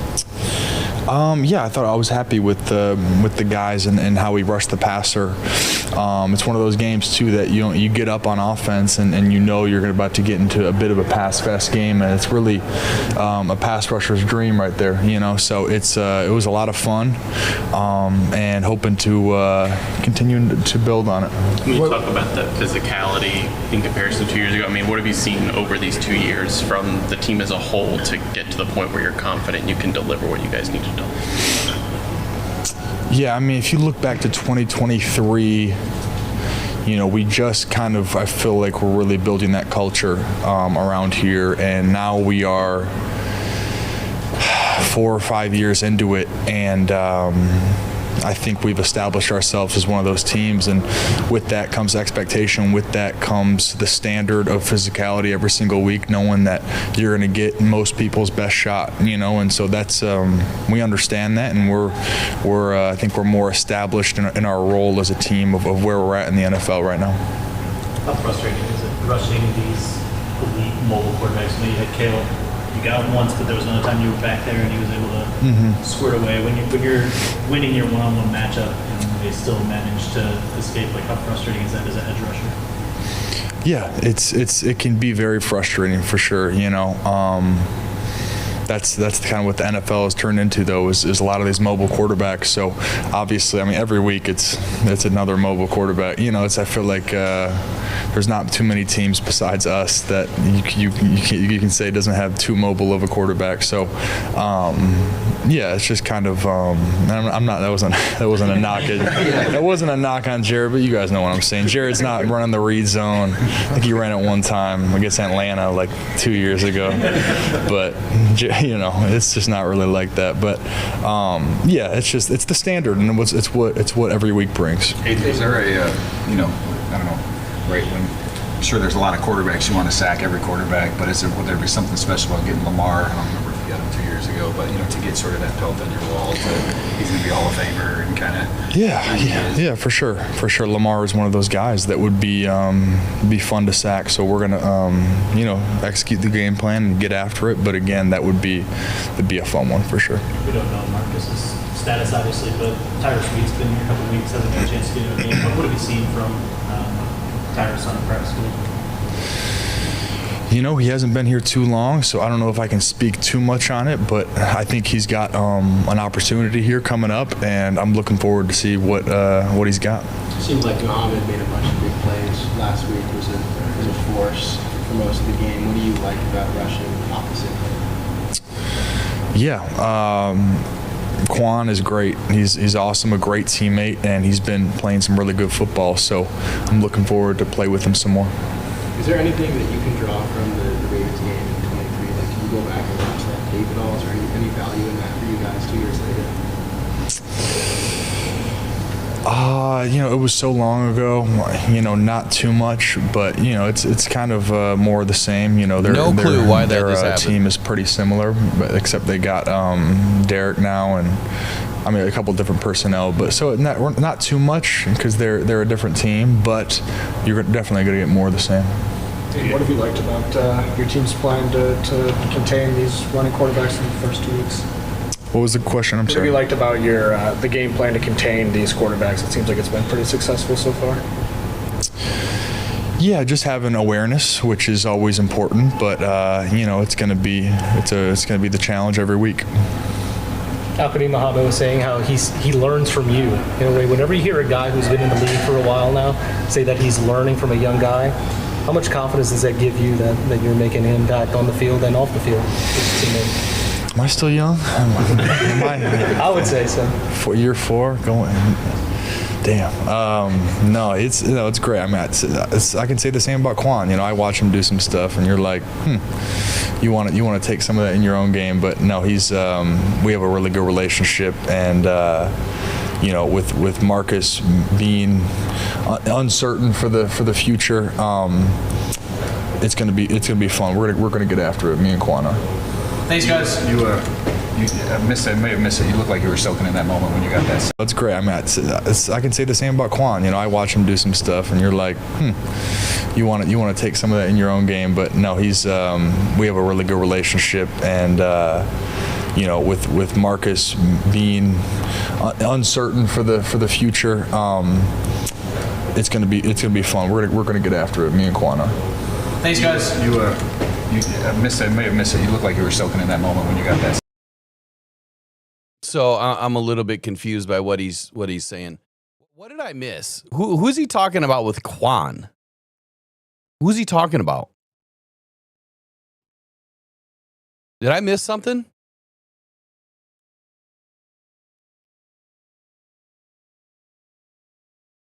All 22. It's in the. It should be in your X.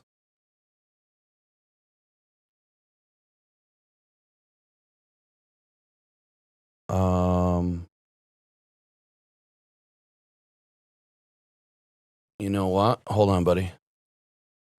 I see what you're saying now.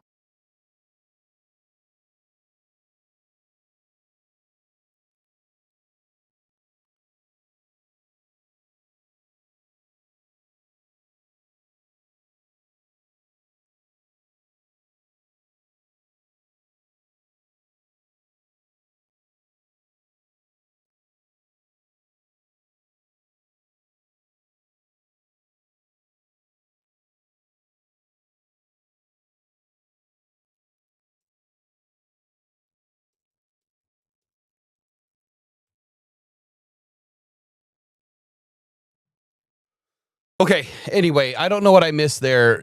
I don't know who he's talking about with Quan. So is his nickname is Al-Qadim Muhammad's nickname Quan? Is that it? I've just never heard him called that before. So he did say that, with the uncertainty of Davenport, whatever that may mean, I doubt that he was supposed to say that, because clearly Dan Campbell has not given any sort of an inclination that the Davenport is down or the future is in doubt. We haven't seen any of that from Dan Campbell. So who knows what it means? We have no clue what it means.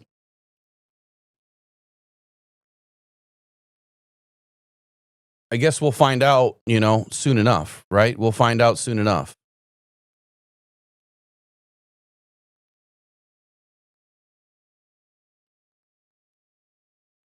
Let me recap that.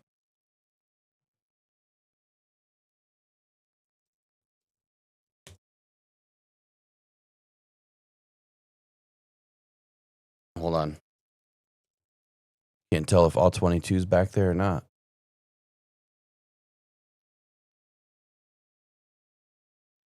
Give me just a second here. Take a quick break. Let me get this set up, make sure all 22's in, and then I'll get back and recap Aiden. One sec.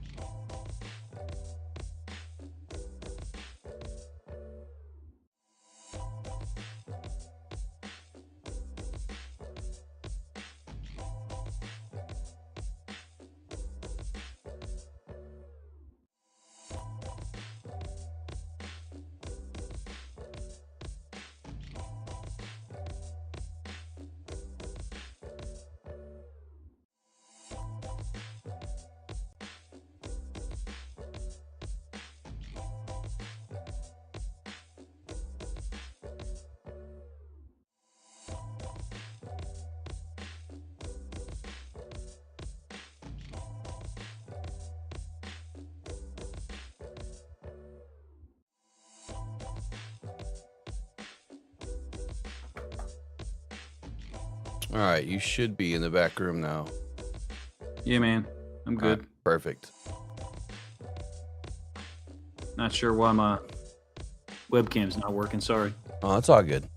All right, here we go.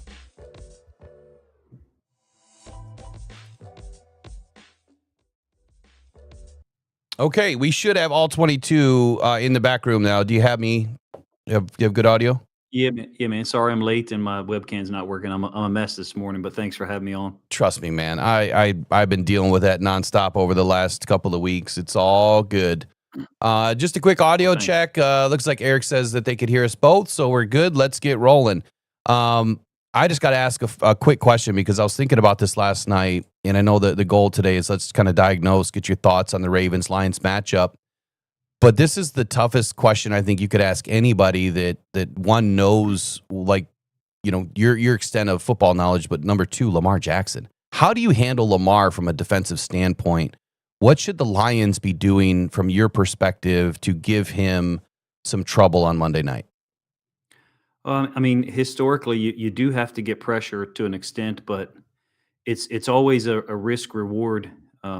In my opinion, the teams who have been able to mitigate it are the teams that at a certain point just say, we're going to force the ball out of his hands, because the longer the ball is in his hands on a given play, I don't want to say the more dangerous he is, but I believe that, the effectiveness of most quarterbacks reaches its apex, if you will, a maximum, however many seconds after the snap. For Jared Goff, it's probably like, 2.8 to 4 seconds after the snap. That's his maximum effectiveness.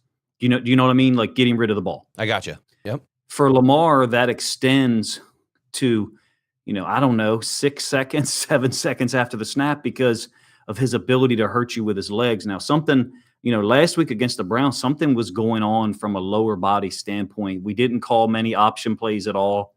That was obvious in some of the situations where we normally do. So, to be honest with you, you may be getting a 90% version of Lamar in terms of mobility in that way. The Browns have played a ton of man against us for years, and it's been effective. They played it last week. They rolled the boundary side safety down, played a lot of man because they can win with 4. All due respect, it's not the same quality of pass rush for the Lions. So I think the equation for the Lions might look a little different in terms of generating that pressure and ensuring that, you do get the ball out of his hands as quickly as possible. It's difficult because they've got so many weapons now, obviously. Yeah, so obviously the Lions are in a little bit of a transitional phase now with, not knowing if Marcus Davenport is in Monday or not. Likely that he's out. Not knowing the extent of his injury, but even with a healthy Davenport, Aiden has not looked the same yet. And I don't know if you've had a whole lot of opportunity to kind of watch what the Lions are doing, but Reader's getting pressured, or he's getting double teamed 88% of all pass rush snaps right now. Aiden's been fielding about 67%. So my next question for you, which rolls right into defensive line pressure here. I mean, what is an ideal defensive alignment for the Lions? I mean, understanding and knowing that those two guys are going to get, pressured, at least from the offensive line with double teams. It's expected. I had this wild idea, like, why wouldn't you just stack those two next to each other primarily the whole game?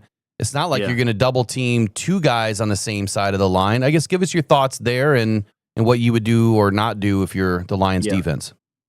Yeah, I did a film study video on Aiden Hutchinson earlier in the week. I don't know if you guys checked it out. And we all do this. Those of us that try to, evaluate the game and talk about it, there's a ceiling for our knowledge, right? So with Aiden Hutchinson, what do we remember from last year? We remember an absolute destroyer, defensive player of the year. In my opinion, probably one of the top 3 guys for that award.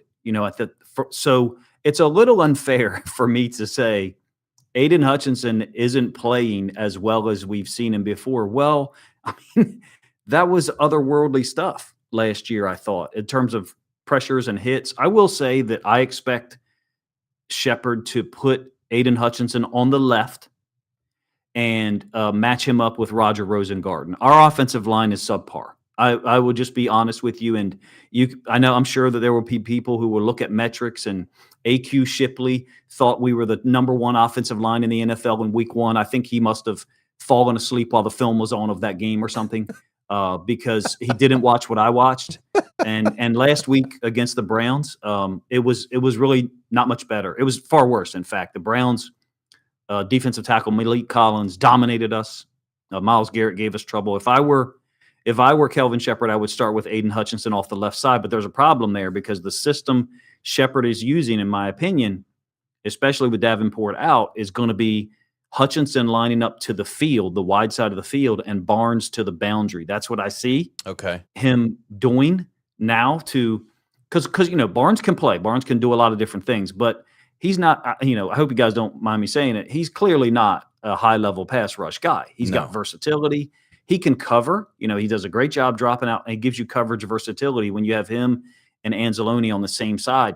Kind of talked about it in the offseason. So I anticipate in pass rush situations, Hutchinson being on the Lions' left to match up against Rosengarten, who's not playing well for us, in my opinion. When I looked at that, so I was thinking about that last night too. I did some keys to the game last night, which was not my best work. But when I looked at Rosengarten, I felt like his job was to really widen that arc. Like his job was to kind of make sure that he could kind of lead these edge rushers around Lamar, opening up that gap, right? So that you create a rush lane. And Aiden has always had this issue from my perspective where he seems to get steered easily. And I don't know if it's more so this year just because he just has not looked the same to me. I think he's still trying to feel it out a little bit. And I could be totally wrong, but is Rosengard, do you see that from Rosengard? And that's his job to kind of open that arc? Super athletic tackle, great prospect.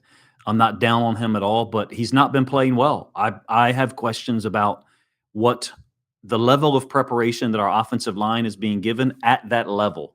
So when I say that, they're 10 levels above anything I would understand, right? But at the level that we're playing at, the NFL level, against the best coaches and the best players, our offensive line has not been prepared for the last 2 weeks to play a consistent high-level 60 snaps. There's going to be at least 4 or 5 opportunities to make plays against our offensive line. And I mean big plays, game-changing plays. The Bills did it, right? They don't win that game if they don't, get the fumble on Henry, where Rosengarten and Falele aren't on the same page. So my point is, yes, what you're talking about, he takes deeper drops.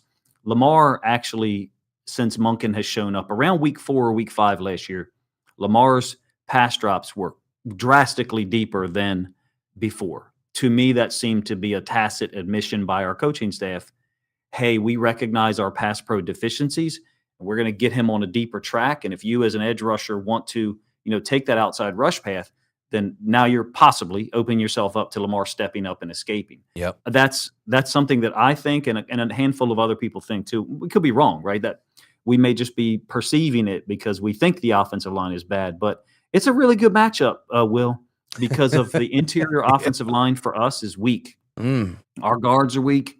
And I think, Tyleik Williams, DJ Reader, if Aleem McNeil were here, I would say that you've got a real advantage with the interior defensive tackles against our interior offensive line. I'm super interested in the coverages that Shepard plays. Zay Flowers is really shredding man coverage so far this year in 2 games. And so you guys major in man. The Lions major in man coverage, and that's going to help, I think, in a lot of ways. But where it could possibly hurt is, it'll help Baltimore. Well, right? I understand why you're saying. I do understand why you're saying that, but keep in mind, I just watched the Browns last week basically telegraph to us, "Hey, we're playing man free." Okay. And the only guy who was really getting anything done consistently was Zay Flowers. Now, when we started throwing the ball downfield, that was different. Hopkins made plays, Flowers made plays, and the difference here for me is Detroit going to be able to generate the pass rush that Cleveland could with only allocating 4 players to do so? I think it's pretty obvious. The answer is probably no, right? No. Well, I mean, I think interior pressure, this could be an opportunity where Tyleik can do his 3rd week, learning more of the NFL speed, getting some real opportunities to go up against, some decent offensive linemen in week 1, maybe not so much in week 2, but I think that Tyleik has been getting increasingly better as he's young already in the NFL, but getting his hands up was just paramount to last week's game and utilizing every opportunity, every tool in his tool shed to make an effective play. 2 tips, right? 2 tips. 1 on 4th down that was big. That's what I see is maybe he'll have an opportunity this week to show a little bit more of what he can do as a pass rusher from the interior as opposed to just a defensive tackle trying to get some stuffs in the run game, which brings me, to another defensive pressure type of discussion. I see one of the biggest mistakes that all teams make against Lamar, which you just pointed out, his deeper drop. If you're not mirroring his depth, where Aiden or anybody else likes to take those wide bends, if you don't mirror his drop, you create that lane and he finds it. He either steps up into the pocket and makes a rifle throw out to Flowers, or he steps up into that pocket, gets horizontal to the boundary and is able to extend that way too, or he takes off. And it's unfair. Yeah, it's really unfair. It is. It's a joystick. It's really unfair. I mean, I've watched his career. He's my favorite player. So you the listeners, make sure that you take that with a grain of salt, I guess. But I'm trying to give you my honest opinion. It's unfair to have a supreme athlete, at quarterback at all levels of football. I've never dealt with it anywhere near the NFL, clearly, but when you come up against a team and the best athlete on the field for both sides is the quarterback, it's extremely difficult to mitigate that. And when he has decided, okay, I'm willing to drop back, look, and then go.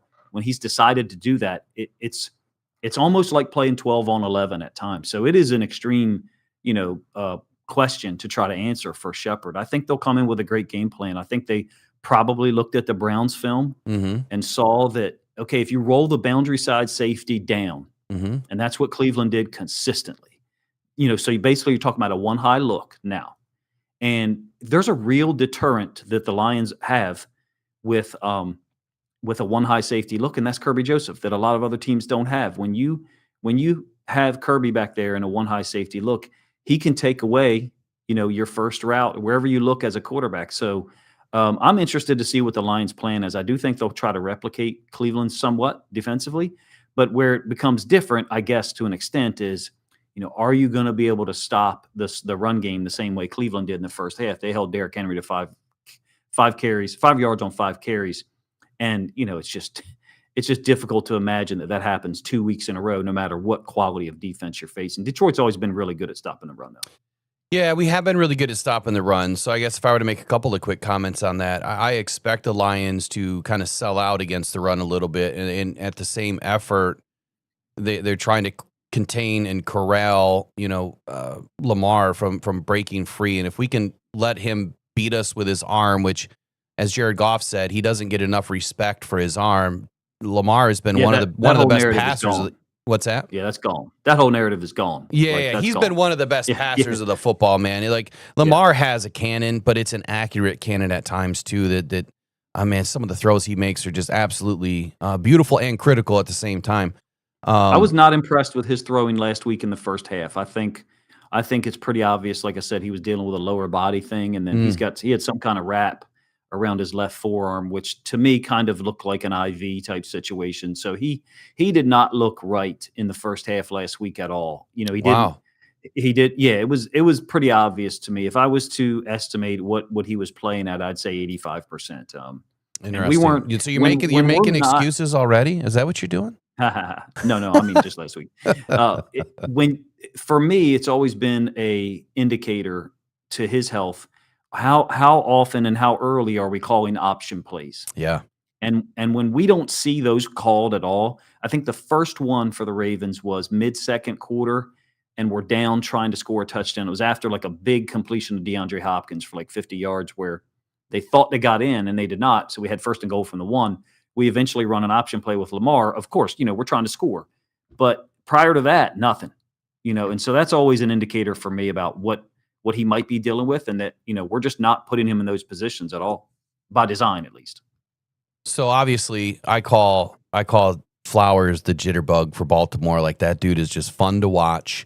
Lions have to have a good plan against him. You bring up Kirby Joseph, and you mentioned that, the single high safety look. This is a look that I absolutely despise. I really do. I've seen Kirby get beaten this so many different ways where maybe he's not picking up the right route. And I could be totally wrong on that because I'm watching it sometimes from the game and I don't get back to watch all the film. I just feel like when we're in that single high safety look, man, we seem to get exposed sometimes. And I don't know if we're missing the handoff, if they're trying to hand off a route across the middle of the field and it's not getting picked up at the right time. Or I really want to see us in cover 2, cover 3, a little bit more zone in this game, but you can do a little bit of man inside a little bit of zone, and I'm thinking that the Lions need to be very fluid in that. Exactly what they did against the Bears. It was almost every other play. It was man, it was zone. It was man, it was zone. And I love that look from them. I have not seen that from the Lions in quite a while because it was always man 67% of the time and blitz another 48% of the time. And yeah, you can't blitz against the RPO. That's my biggest takeaway from the RPO is you can't blitz. Now, whether the Ravens use a true RPO or not, I'll let you explain that. But why or why not should you blitz against the RPO? How do you blitz against the RPO? Or how would you blitz against the Ravens? Because the Lions are known to use a lot of blitz packages. What do you think makes the most sense? I think it starts with the boundary side safety. And I don't think it's a Lamar thing. I think it's a Todd Monken system thing, meaning If you line up defensively and your boundary side safety, whether it's 11 personnel or 12 personnel, whatever, is sitting in a too high alignment, Todd Monken's going to the boundary. It's very similar to Ben Johnson. The last 2 or 3 years, his attack to the boundary, I felt like, was oftentimes a reaction to a too high safety look where the will linebacker is somewhat isolated into the boundary. I will tell you that's what we're going to do on defense. We're going to be in a too high safety look, and our will linebacker to the boundary is going to be exposed. And I think the Ravens defense is absolutely in trouble to the boundary. We've got a rookie, Teddy Buchanan, and I'll leave it at that. And then we've got Trenton Simpson playing will linebacker. Both of those guys, I think, are at exposure to get attacked by Laporta, Gibbs, St. Brown into the boundary. So I think really from a Monken system standpoint, rolling the boundary side safety down makes a lot of sense. And to me, that guy's going to be Brian Branch. I think you're going to see a Meek as the nickel to the field. Yep. And then Branch down into the boundary, because if I'm charting the Ravens offensive plays in the last year or two, a hit chart, where are they attacking? It seems like a lot of it is to the boundary. Again, very similar to Ben Johnson. It seems like, but when things go to a one high safety look, that kind of changes. That percentage, I should say, pattern kind of changes. And I'm not in Monken's brain. I've never talked to him in my life, but watching the system, he really has a lot of plays designed to go to the boundary when you're in a too high safety look. And a lot of those are run concepts. Basically, I hate to be this simplistic, but kind of subtracting a guy from the run fit to the boundary. Oh, we're going to run over there. And, with Henry, it's like Gibbs, different players, obviously, because of size and speed. But if you get them to the line of scrimmage untouched, the defense is really in trouble. And those are the two guys that I know everybody's talking about, Goff and Lamar, but Gibbs and Henry, those are the two guys that I've looked at leading into this game. Like, if either the Lions defense or the Ravens defense can hold one of those guys down somehow, then they're really on their way to their step one, I guess, to slowing down the other team's offense. I think we're going to be in for a shootout. I think it's going to be a 31-30 type game, and I might be way wrong. Maybe even 38-35, something like that. Well, you just mentioned two of the biggest playmakers for both teams and in totally different styles. So it's very difficult to contain a Derrick Henry because you don't need just one. You need three guys to take him down. So there's the physical factor. And then you have Gibbs on the other side with the speed factor that, to your point, you get to that outside edge and you're untouched. That's an automatic 10 usually, if not more. And good luck that if you miss one tackle, an arm tackle with Derrick Henry, there goes another 10 or 20, and he's not going to outpace you in the long game. You'll end up catching up to him, but man, he's a tough guy to get down. You got a couple more minutes. Where are you at on time? Yeah, I'm good. I got about 10 minutes. What I noticed last year when they picked up Henry was whether it was an option concept or whether it was regular run plays, if you want to call it, what would be 5 or 6 yard gains under our previous running backs. And we had some good ones. I mean, Gus Edwards, a good player. J.K. Dobbins, super talented when he's healthy. When Derrick Henry got there, some of those, they were still 5, 6, 7 yard gains, but he's so strong and so well conditioned. Eventually they became 10, 12 yard gains and he would pop one. His vision and ability to set up blockers, I'm not capable of understanding all of it. I'm just capable enough to recognize it and go, oh, he's hedging over here because he understands where the run fit is happening in there. He's trying to get that guy to flow over the top so he can bring it back. And he's doing all that in 0.3 seconds. And he's not the only running back that does it, but with the size and the speed and the athleticism and the training regimen that gives him such great conditioning, along with great vision, now he's had 2 fumbles this year. So for Ravens fans, it's natural to say, hey, if we give Henry the ball 22 times this game, is he going to fumble one? Is he going to turn one over? He hasn't done that historically. I don't think prior to week 1 he had a fumble since 2023. But we've got 2 in 2 weeks. It's a small sample size, I know, but it's just something to notice. Lions are emphasizing punching the ball out. Kevin Shepherd's defense it's a primary point of emphasis this season to be knocking the ball. It'll be interesting to see if they can muscle one away from Derrick Henry here in week 3. Meek Robertson, so you're talking about Zay Flowers and his ability to really mess up a defense. Is this a Meek and a Zay Flowers type of a matchup? That's kind of what I saw going into this, but you were talking Zay to the boundary. So where does this line up for Meek Robertson? Is this now Brian Branch?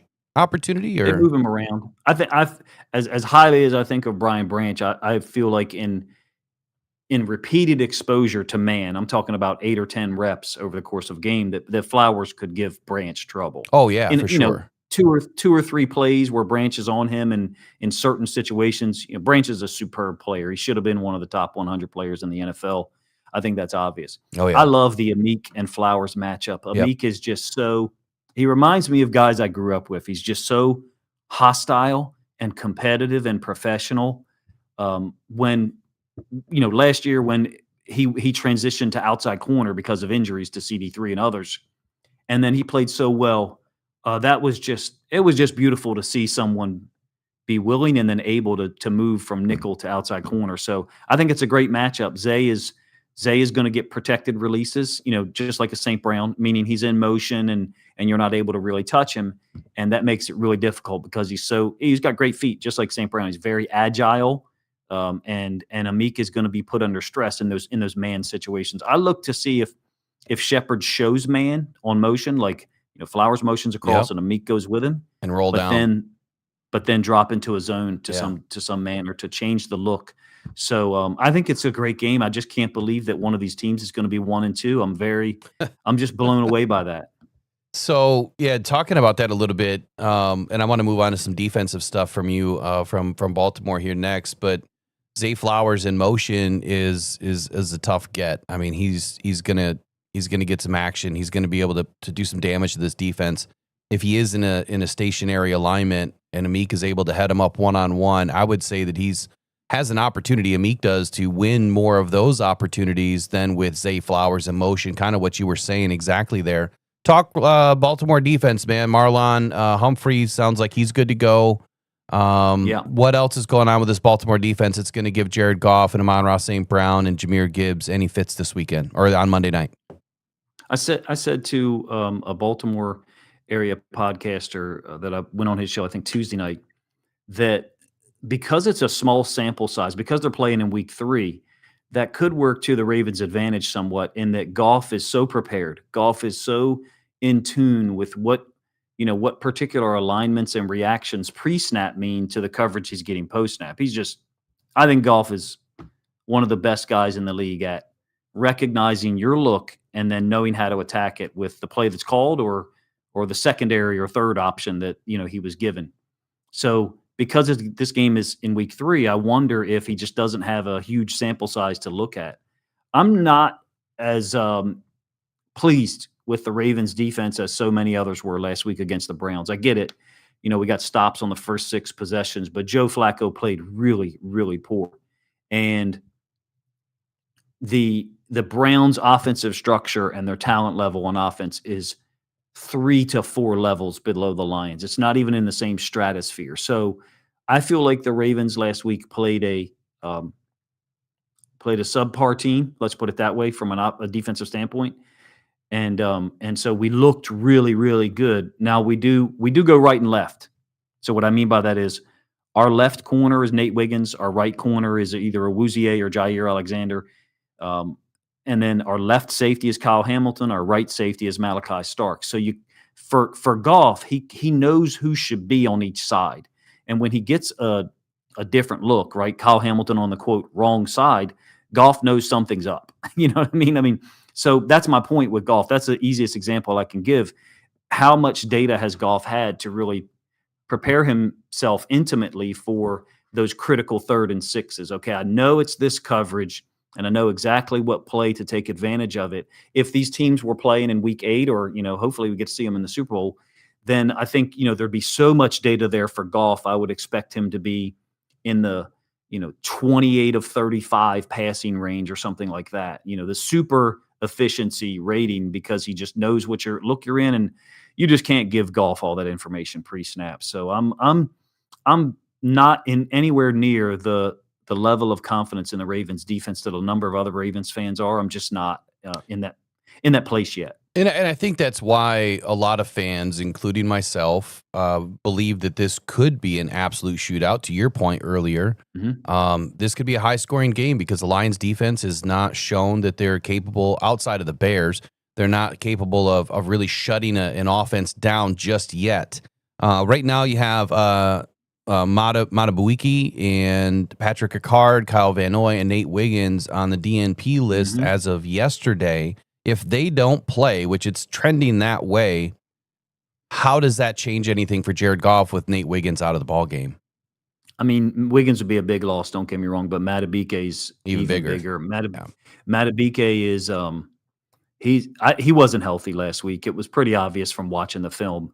Certain things happened last week with him that never happened, and just from watching him play since he got drafted, I think in 2020, it was, I think, an ankle for Matabike 3 weeks ago or something. And then I think last week was a neck. I don't know if it was, a stinger. I have no idea what it was, but he didn't practice yesterday, and that is alarming. Now, the Ravens do have other good defensive tackles. Don't get me wrong. Jenkins is a really solid veteran.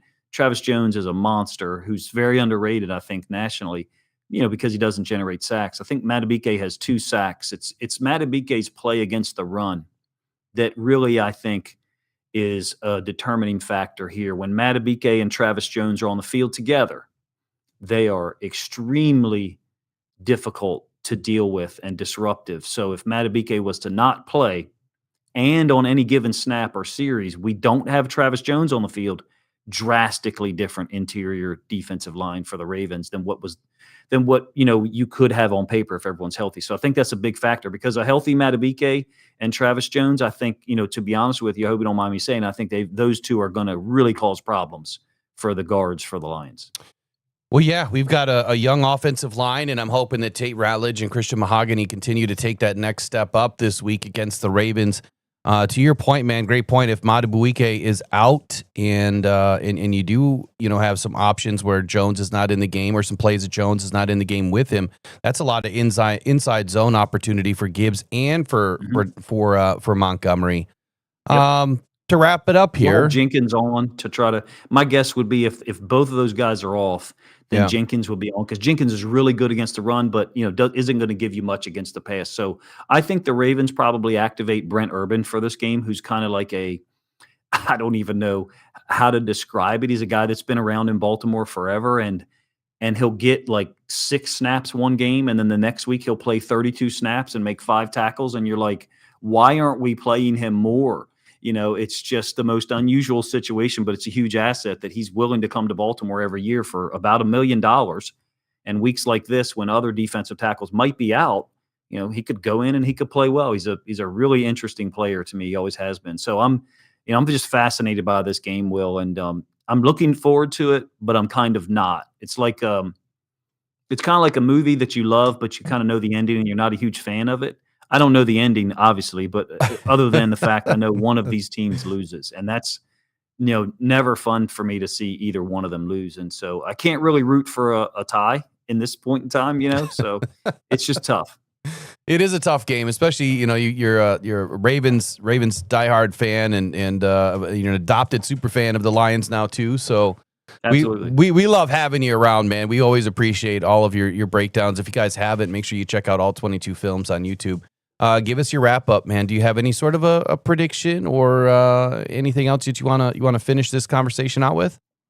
Because I think so highly of what the Lions do on offense and all the talent that they have, it's just difficult to imagine for me that the Ravens hold them to like 21 points. I think the same thing that I thought heading into the game in 2023, that because of how efficient and how professional the Lions are on offense, that it's just going to be difficult to hold them down. And I have the same opinion of the Ravens offense on the other side. So for that reason, like as a floor for both, let's say the Lions turn the football over twice. I still think they're going to score 21 points. Let's say the Ravens turn the football over twice. I still think they're going to score 21 points. And so the reason why I'm starting there is I just don't see a situation where we're not in a 24-21 game early in the fourth quarter, or I don't see a 45-42 game here. I could be wrong. 34-31, 31-30, something like that. Turnovers being a huge determining factor for both teams, for that matter. I don't foresee anything like 2023 where, just can't get anything going offensively for the Lions, and turnovers are a factor. Just, it's not the same level of defense for the Ravens at all. Well, for me, and I appreciate all of your analysis this morning, but for me in this game, I think that the red zone is going to be a huge factor for both of these teams. Mm-hmm. Is Dan Campbell going to go for it? Is he going to take the points if he gets into a 4th and short or even a 4th and 5 down at the 15-yard line? Against the Bears, in third quarter, he opted to kick a field goal, which we had a decent lead at that point anyway. I'm hoping that in this game, he's opting to push it forward and try to get more points than just 3, because it's not going to be 3 that wins this game against the Ravens. So it'd be interesting to see how the red zone looks for the Detroit Lions. Will the Baltimore Ravens be able to stiffen up inside the red zone and limit Jared Goff?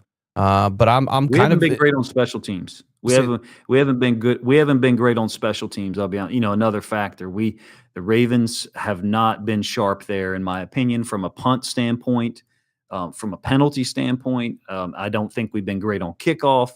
I don't know what the data and metrics look like across the league as far as the Ravens, but just watching the game, we don't appear to be as sharp on special teams as we would like. We're fortunate, very fortunate, to get a quality kicker, a rookie Loop, after we had to get rid of Tucker. So we're good that way, in my opinion, but special teams is not a strength for the Ravens in the way that I think it generally has been for the Lions. Yeah, Lions special teams has been fairly good, man. In this season, you've seen it really come to life, even in the Bears game where, the Bears kicking the ball out of bounds. You can't do that. You can't give this Lions offense additional yardage to start their drive. But to your point, I'm kind of in the same boat with you. I see, quite a few points going in this game. I'm just hoping that unfortunately the Lions defense makes one more stop than the Ravens. It's going to be a great game on Monday night, all 22, always a blessing. Love having you on, man. Appreciate you. And look, go Lions, man, but we'll talk again next week, I'm sure. Yeah, absolutely, man. Thanks for having me on. Sorry I was a little bit late. I was dropping my kid off at school, so you're all good, man. Life is always life life is always first, my man. You guys, you have a great day, and too, man. We'll catch you next week, man. Appreciate it, man. Talk to you later. All right, we'll see you. All 22, everybody. All 22 films on YouTube. Make sure you check them out. I'm sure you guys already do. He does a wonderful job at breaking down Detroit Lions, Ravens content. I'm going to be consuming a lot of it between tonight and Sunday. And I'll probably highlight some of his stuff as well. He's one of the best, in my opinion, at breaking stuff down. He really is one of the best at breaking stuff down. I wish I could get to just 10% of his knowledge of what he has. But always a great conversation with him, man. Jack2125 says all 22 saying the Lions are going to win with a walk-off field goal? He didn't say that, but I see what you're saying. We do have the leg, right? We do have the leg in Jake Bates. I just don't see where this game in the red zone, it cannot end up like it did against the Packers. If the Lions are in the red zone, they have to score points. And I don't mean 3. You can't. Let's take all 22's analysis for a moment. If the Lions are able to get 2 takeaways from the Ravens, that would be huge, number 1. Number 2, you better score 14 points off of those takeaways. Like I said last night, if you don't score points and if you leave money on the table in the red zone, that amplifies Lamar Jackson's opportunity to take your negative and turn it into a positive and put points on the board on the other end of the field. You have to score no matter what. Where I'm conflicted is taking the 3 points, because I don't think that this is a game that you can do that. I think that you have to take the risk, and I think that Dan Campbell will be on display. I just don't want to see Dan Campbell on the 30 on the other side. It has to be north of the 50. You have to be working towards your end zone. Look, if it's 40 and in, could you make the field goal? Probably. This is outdoors. It's Baltimore. It's a night game. There's some wind in Baltimore typically in that stadium. The way I understand it, it's like pretty consistent. And the air's a little bit different. You're a little bit closer to some water over there. So all of those factors, can play a role in a night game. The ball could have a little bit of, dew on it or whatever. You know what I mean? A little condensation on it. All of those factors can play a role. And that's why, even though I trust Jake Bates, he has largely missed the ones outside. He makes the ones inside for right now, right? We don't have a large enough sample size with Jake Bates. I think so far the game is shaping up to be good weather-wise. It's going to be a great fall football game outside at Baltimore. I think it's M&T Stadium, I think is what it is, M&T Stadium. Love the breakdown by all 22. If Madubuike and Nate Wiggins, if they're out of this game, that opens up a lot for what John Morton's going to be able to dial up. He also mentioned a couple of things. He also mentioned or opened up and mentioned a couple of things with. Hold on one sec. All right. He also mentioned and talked about a few things such as how you can control Lamar Jackson a little bit, right? The emphasis is, I don't think we fully got into how much do you rush? How much do you rush the RPO? Or I don't think he exactly answered that question. But you have to be able to contain Lamar. And to his point, you have to make Lamar hold the football a little bit. And that is to eventually get the ball out of his hands. You don't want Lamar running around. You definitely need to get to him, by that 3.5 second mark, right? You have to at least corral him to make sure that he doesn't escape out of that pocket. But if Lamar is delivering the football with his hands as opposed to his feet, I think the Lions have a better opportunity in this game. And I'm not saying that Lamar Jackson isn't a good football or a good passer of the football, because he absolutely is. I just believe in the Lions' ability to stick with the Ravens if it becomes a passing game. I think that the Lions will do just fine. I don't believe, and to his point too, he's not as excited about the Ravens' defense. And I do believe that this is a game that the Lions should be able to take advantage of any deficiency that they are showing. I love the little bit of a man in this game, but he's talking about the single high safety with Kirby Joseph. I don't know if he ever has heard me talk about that a whole lot. I can't. I hate the single high safety. I can't stand it. But if he believes that's a good choice for the Lions, I would believe it. If that's his analysis, look, he knows what he's talking about. I've just seen too many issues in that single high safety, and I feel like we do better in zone. We'll see what happens, right? We'll see what happens. I would say that both cases can absolutely work, or both examples can absolutely work, and it's going to depend on what offense Baltimore's running at that point, and what assignment Kirby Joseph is going to have, and where Zay Flowers is running to. Is he crossing the face? And is Kirby having to pick him up? Right? He's crossing the face. Is he crossing the defense? Right? And is then Kirby going to have to pick him up? Are they going to make an exchange with Bateman going the other way? What's happening on those plays? If you're running two deep crossers, you have that exchange. Or do you? Do you exchange, or do you just stick? That's a Calvin Shepard call. Right? Do you exchange, or you stick with your man? Either way, I love to have the safeties over top. I like to roll them down a little bit, right? Get them a little bit closer, and then put some pressure. Bracket over top of Zay Flowers. I want to see Zay bracketed. If you can take Zay away, that does pull a man out of, being able to get up into the run game. It's going to be an interesting game. It's going to be a good game. And this is where we're going to see what Calvin Shepard's made of, to be honest.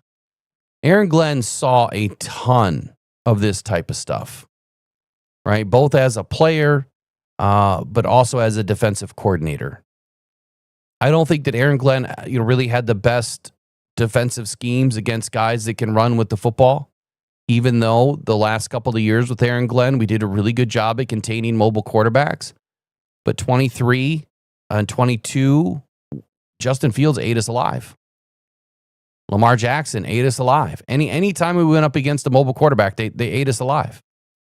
It really didn't start until like the second half of 23 and into 24, where we were able to actually start controlling some of those mobile quarterbacks or dual threat quarterbacks. And now to begin this season, neither Jordan Love or Caleb Williams were able to be effective with their feet.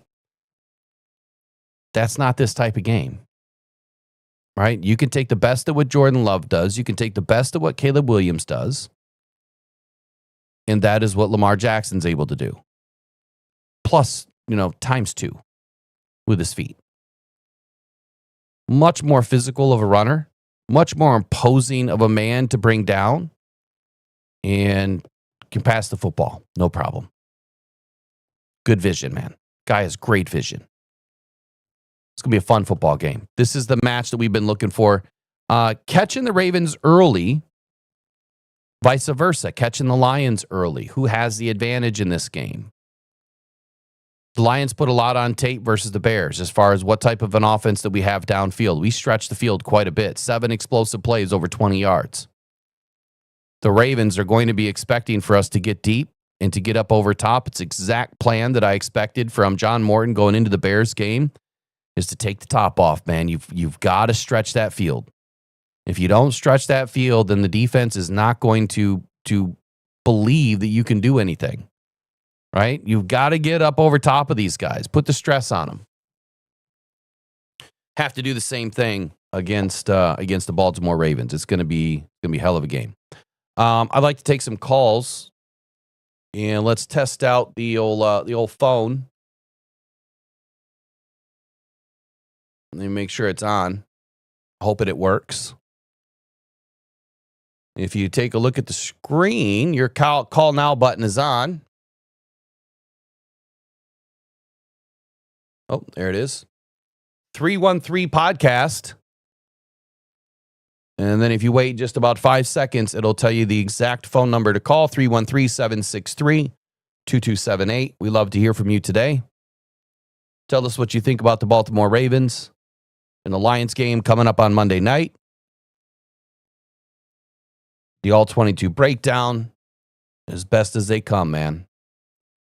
As best as they come. Just a fantastic amount of knowledge and work that he puts into all of this. Let me dial back these ads. Looks like, I did dial them back a long time ago. Look at that.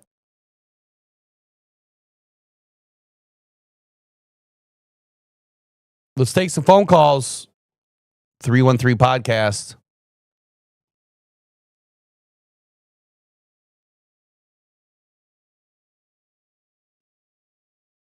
Try to get into the next video of the day. There was one more.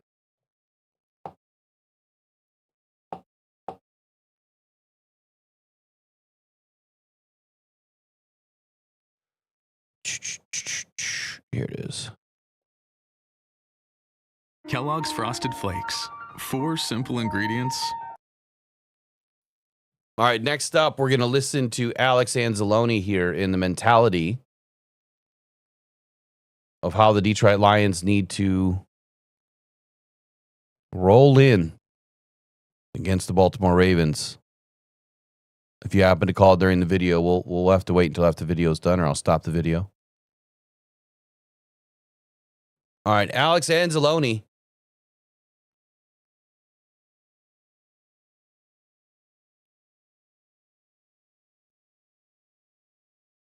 Us, a lot of different players, different. I look across the roster defensively, and it's a much different story. So, you learn from lessons like that, and I think it's more, I guess, the mentality of playing a team like Baltimore is what you learn from that going forward. So it's interesting because when Dan came and talked to us this morning, he was like, that's one of those losses you don't forget, and not calling this a revenge game, but just really harping on what that game was. But every player we've talked to says this means nothing to us, and it's really like... Yeah, I mean, I think it's more of you just understand, like when you don't play a team that frequently, you understand their kind of mentality and their culture, and we learned it the hard way that day. With that being said, do y'all approach this game differently? Is it a different level of intensity? Just knowing they're going to come out and be super physical. I mean, anytime you strap it up, you got to establish the physical nature of the game. So, when you go against guys like playmakers that they have, you're ready to go. How much more dangerous does this offense look since the last time you guys played them? Yeah, I mean, you just look at the film. You know, the first 2 weeks of this season, they put up big points. Obviously, I think the biggest difference is the running back position.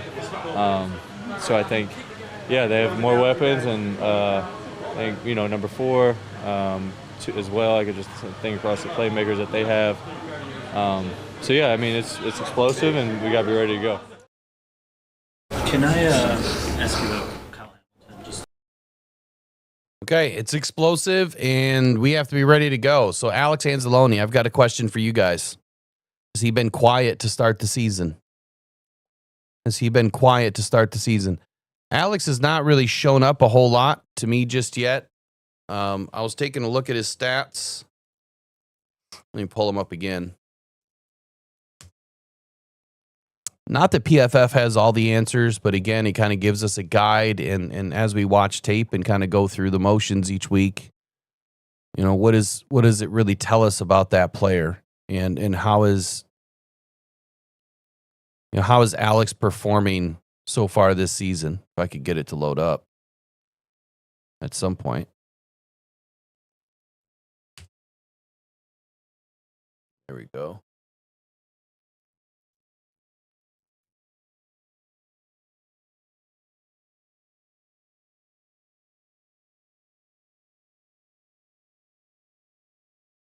Man, nothing wants to load up.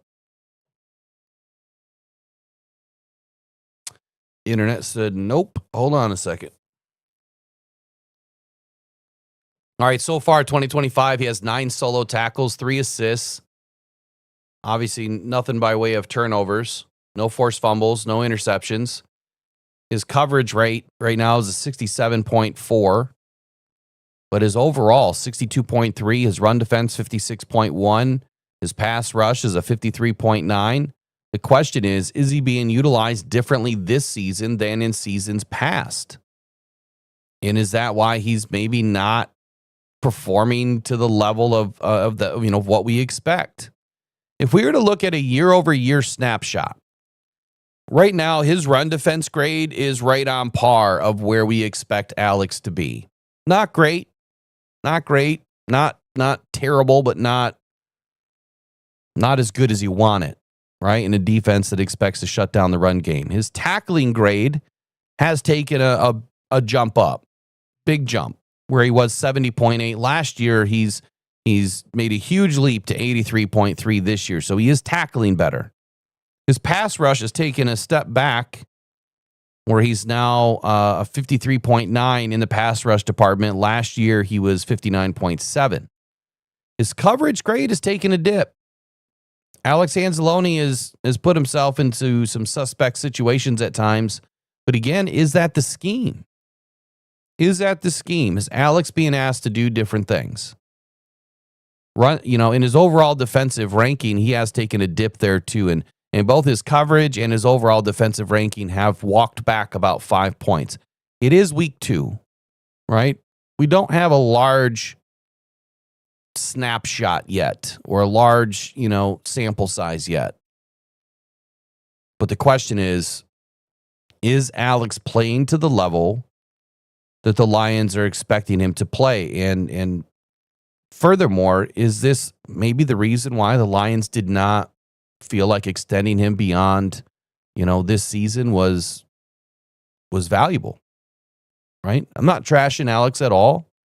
Just having the conversation about where is he heading into such a huge matchup where Alex Anzalone is going to have a big-time responsibility picking up Isaiah Likely, and then anything that's coming over across his face, picking up, a slot receiver at times. But Isaiah Likely, or, on the other side, I don't know the other tight end's name, he's going to have a big responsibility this week, especially against Derrick Henry. If I'm running the football and I'm the Baltimore Ravens, I'm probably headed towards Alex Anzalone. That's just me. Right now in coverage, let's see, I think he's had 1 penalty on the season.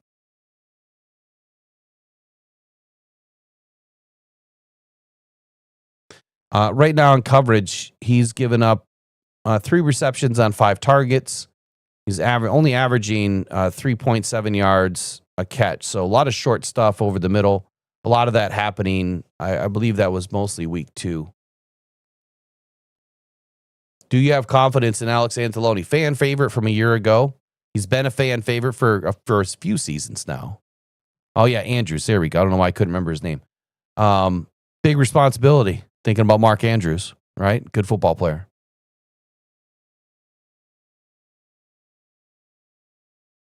Mike P says, I think Anzo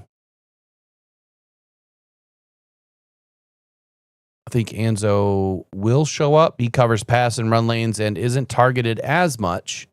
Yes, I think his playing now, he's playing how the Lions want. Okay. Alex couldn't believe that the ball came his way. I'm not sure what that means. Lions have been waiting 2 years for this rematch. This is a revenge game. Absolutely. Absolutely.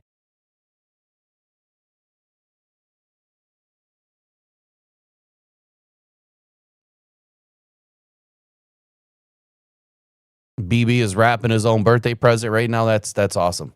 I love that statement.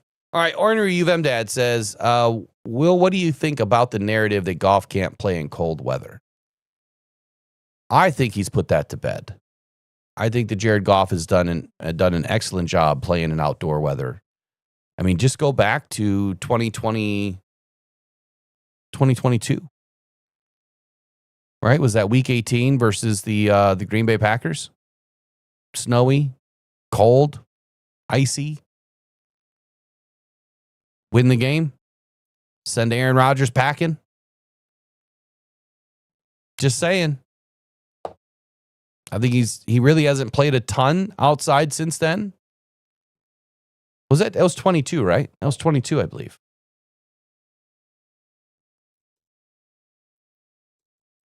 I don't think it was 23. I think it was 22. Because we didn't make the playoffs that year.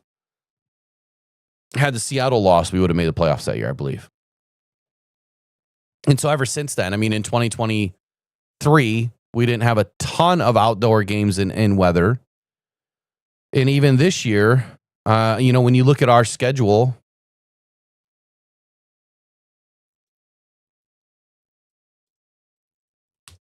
I mean, it is the first place schedule. Well, when you look at the schedule of the outdoor opponents that we have, let's just go all the way to the last game of the season.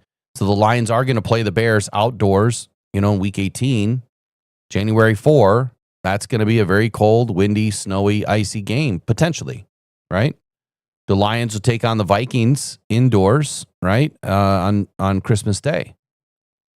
The Steelers will be at the Lions, so that's an indoor game. The Lions are going to be at the Rams, so that's an indoor game. The Cowboys are going to be at the Lions, so that's an indoor game. The Packers are going to be at the Lions. That's an indoor game. So 5 out of the last 6 games of the season are indoors for the Lions. Let's keep on going. Giants are at the Lions. That's indoors. Lions are at the Eagles, so that's outdoors. It's also only November 16. Can it be cold? Yes. Could it be snowy? Could. Is it likely to really be extremely cold weather, bad situation in the middle of November? Probably not. So 2 out of the final 8 games are outdoors, one of which you would say has the potential to have bad weather. The other one, less than 50% chance of having bad weather. Keep on going from there. The Bucs are at the Lions. The Lions are at Washington, November 9th. Shouldn't be bad weather.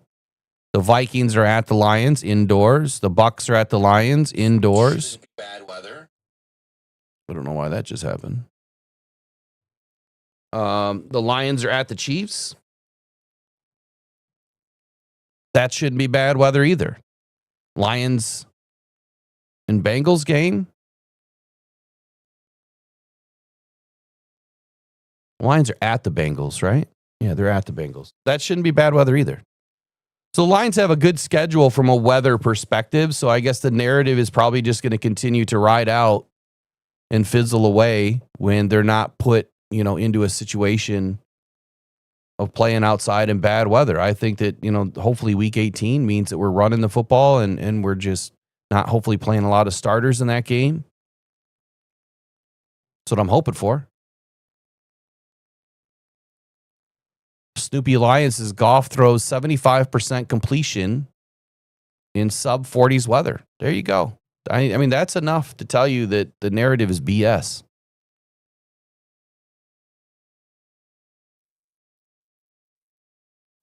Yeah, definitely have some tough teams on the road this year. But thankfully, the tough teams on the road were put into an area of where it's good weather or indoors.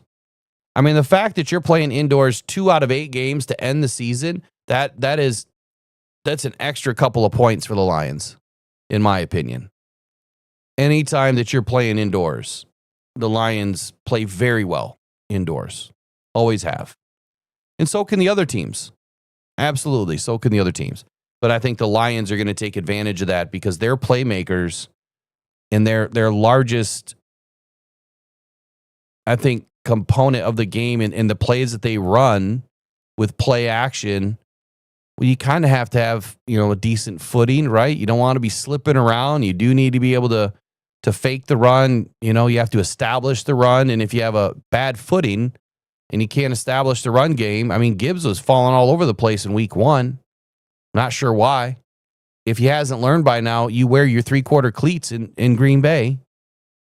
You have to. I don't care what the weather is. It could be sunny in 100 degrees. You wear your 3/4 cleats in Green Bay. That field is always a mess. Same thing in Chicago. Always 3/4 cleats. I wouldn't wear anything less than the largest cleat they allow me to wear on the grass.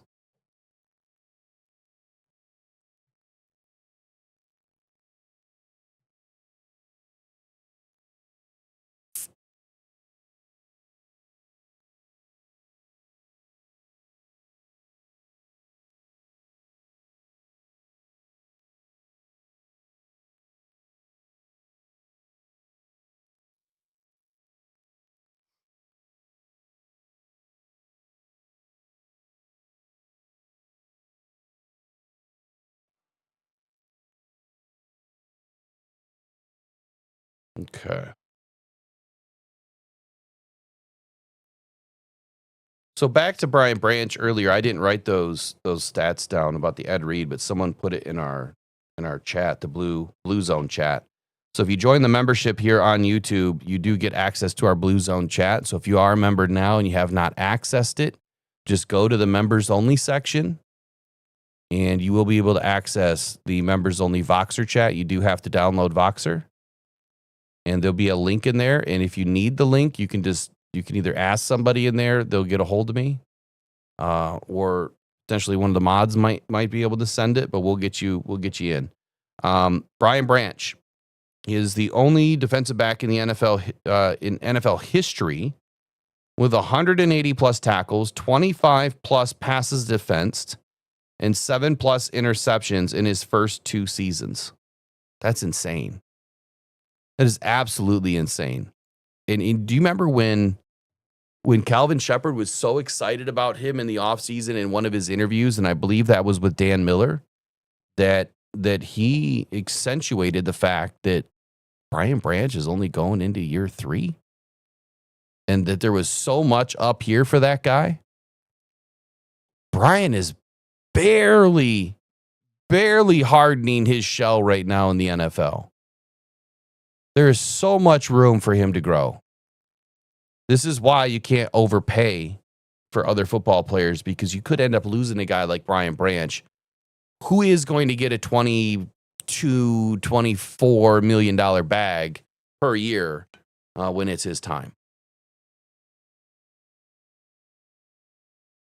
All right, final questions for the Ravens and Lions matchup. And the phone line's still open if you guys want to call. Don't be scared to call. Voice your opinions on the game. What do you think it is? Let's do some predictions. What's your score prediction for the game? And let's take it a little bit further. Let's throw Goff stats in there. Let's throw Gibbs stats.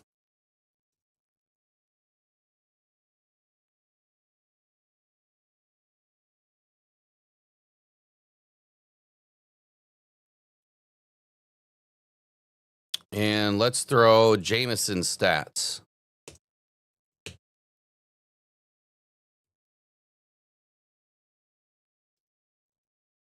How do you feel those 3 players play?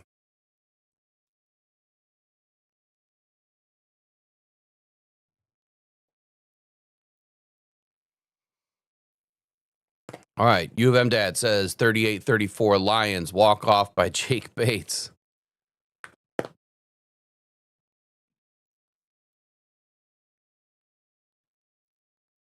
(31-24) says Corey Murphy.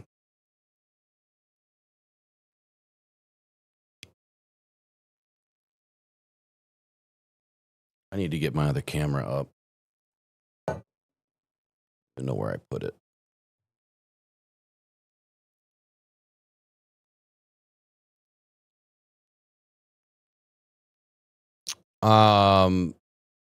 Brandy, only in the members chat, and that's only for the members only Voxer, not the mods Voxer.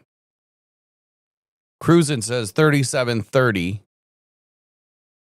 No, not in this chat, Brandy. No, not in here.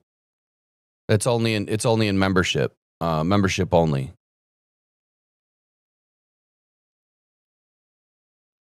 Which I don't think you can post in there. I'll put it back in the membership or members only area today.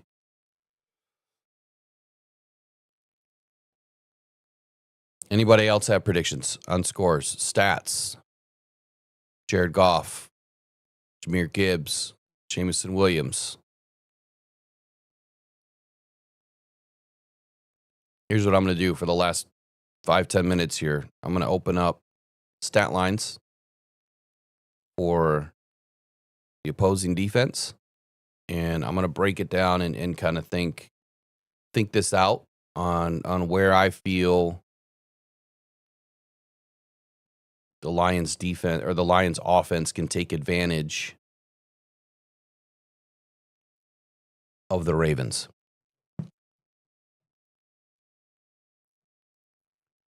So your Baltimore Ravens,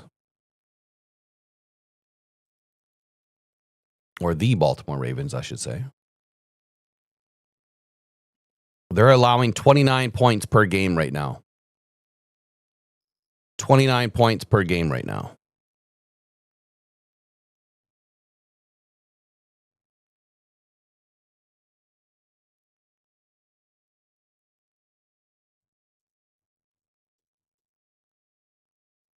The Lions obviously didn't have a good week 1.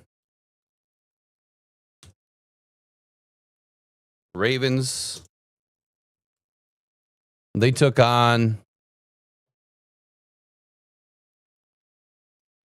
the Bills last week, which obviously have a high-powered offense. And they took on the Commanders the week before. And so the difference here is the Commanders only put up 3 points. Oh, I'm sorry, that was preseason. They took on the Bills in week 1, which obviously is that high-powered offense. So week 1, they got exposed a little bit, ended up losing 40-41. And then last week against the Browns, who don't have an offense at all, were still able to put up 17 points. 17 points from no offense, right? That's crazy to me that I don't even know why Flacco is playing. Like, put Gabriel or Sanders in or something. You've got to let these... You're not going to win with Flacco, right? It's just not going to happen. Let him be the mentor. You know what? Forget it. The Browns are the Browns. They're just going to keep on doing Brown things. It's just what they do, man. They're terrible. It's funny me saying that because we were just as terrible. So what I would say is for any other opponent, you know, you could probably double what the Browns did because they don't have an offense. And I would say that the Lions should be able to put up 37 points in this game.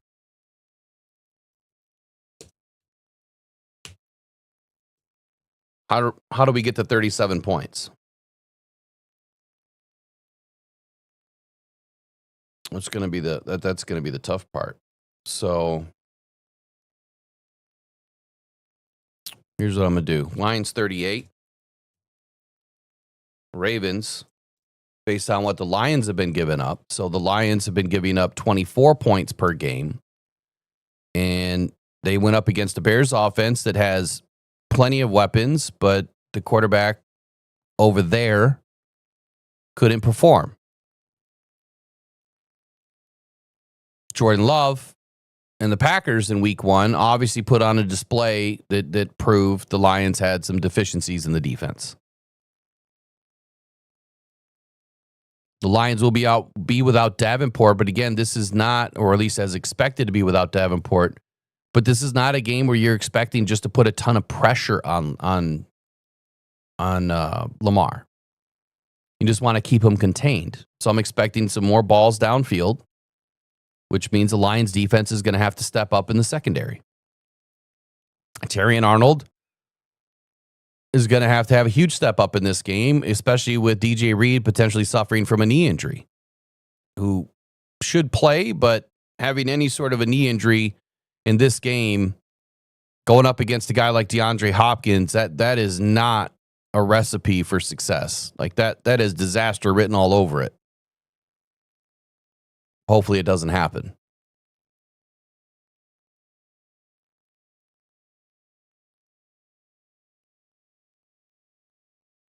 As much as I want to say that the Lions need or will keep the Ravens under 20 points, that's the goal.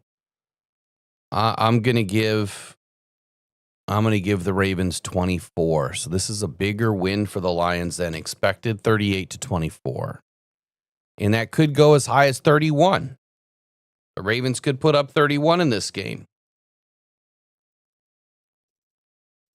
But I'm going to go 38-24 is my call for the game. Jared Goff.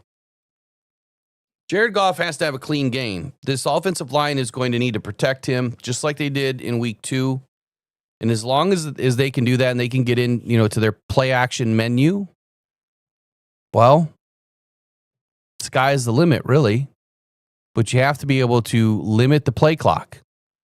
Dan Campbell wants to own the clock this week. So what should that tell you? When he's telling you he wants to own the clock, it's run the ball, run the ball, run the ball. So that's where I'm expecting David Montgomery and Jahmyr Gibbs to have a much bigger presence in this game. And I'm expecting John Morton to be able to dial up some play action plays out of it. As long as our run game is able to get going, we should be fine.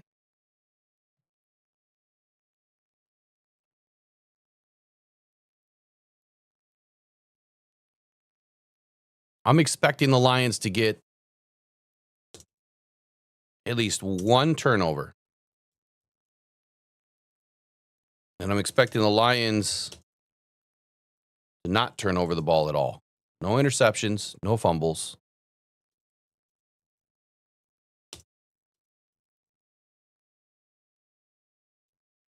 Jared Goff. Last week I said if he had more than 28 passes in that game, I would be really surprised. I had him going, I think it was 23 of 28. I think he went 23 of 27 in that game. I'm right there in the same area for this game. I think that we need to be explosive downfield in the pass game where the play action is going to work. So I'm going to go Jared Goff is 23 of 28 in this game.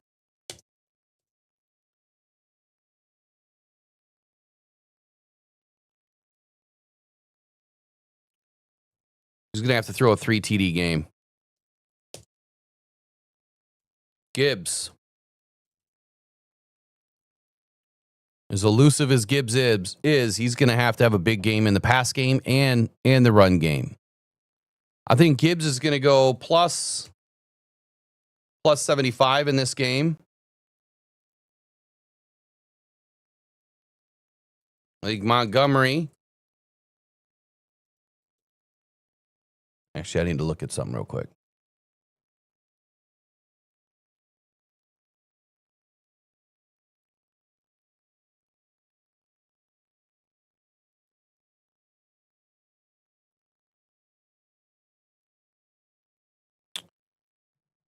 Baltimore Ravens are giving up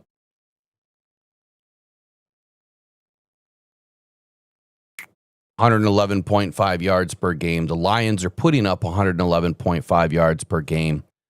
And again, like I said last night and today, that's largely because of what they didn't do in week 1. So when you start to look at what they're not doing well and what the Lions can do well, I think that they're going to be able to have some success on the ground, especially if Matabuike is not in. That opens things up on the inside. So I'm going to go Gibbs plus 75. I'm going to go Montgomery plus 55 on the ground. And then Gibbs had some success in the first meeting. What I haven't done is I haven't gone in to really dial this in to see, how many yards are they giving up to running backs in the pass game? How many yards are they giving up to the receivers, and to kind of spread out the stats a little bit and look at it a little bit more granular.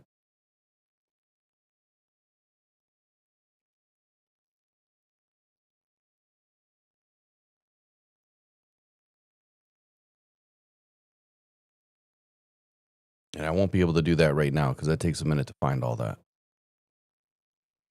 I don't have that on my quick sheet.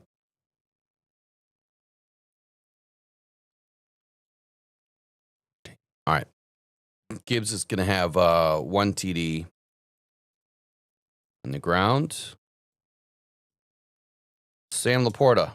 Need a big game out of Sam Laporta.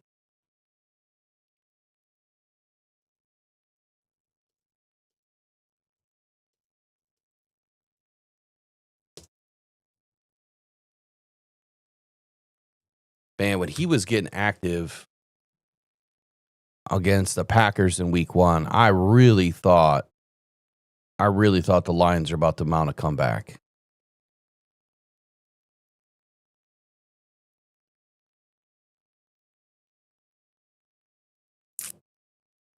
All right, let's take a look here. Tight ends versus the Baltimore Ravens.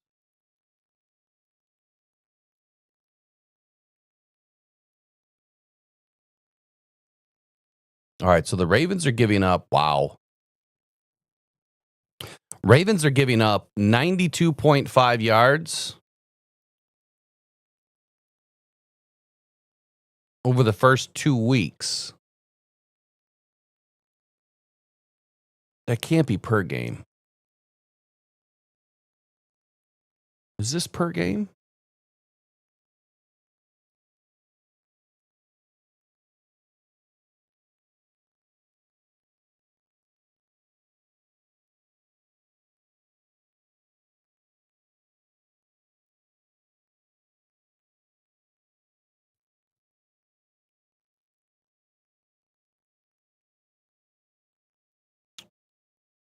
I'll put out my final anyway before the game. Sam Laporta. I'm going to give him plus 65 through the air and 1 TD in this game.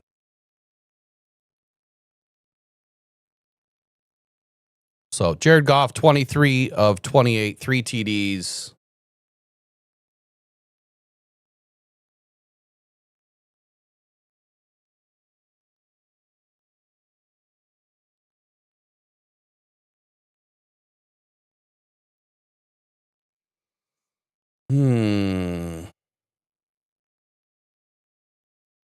Just under 300 yards. I'm going to go 285.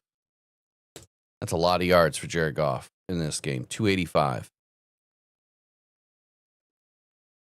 Actually, let me back that down. I'll go 255. Plus 255.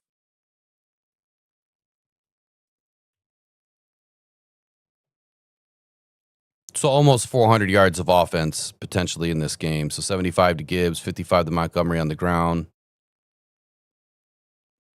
So about 130 plus yards for the Lions on the ground, 255-ish through the air. So right around 400 yards, no interceptions, no fumbles. Sam Laporta gets in the end zone. Jared Goff throws 3 TDs. Jahmyr Gibbs finds the end zone twice. 1 on the ground, 1 by air. Montgomery doesn't find the end zone in this game, but hey. Jameson Williams will, potentially. We're going to go plus 90 to Williams and 1 TD. We'll see if my math is mathin'. Amon-Ra St. Brown had a great game the last time these two met, but this is a different squad. Different team.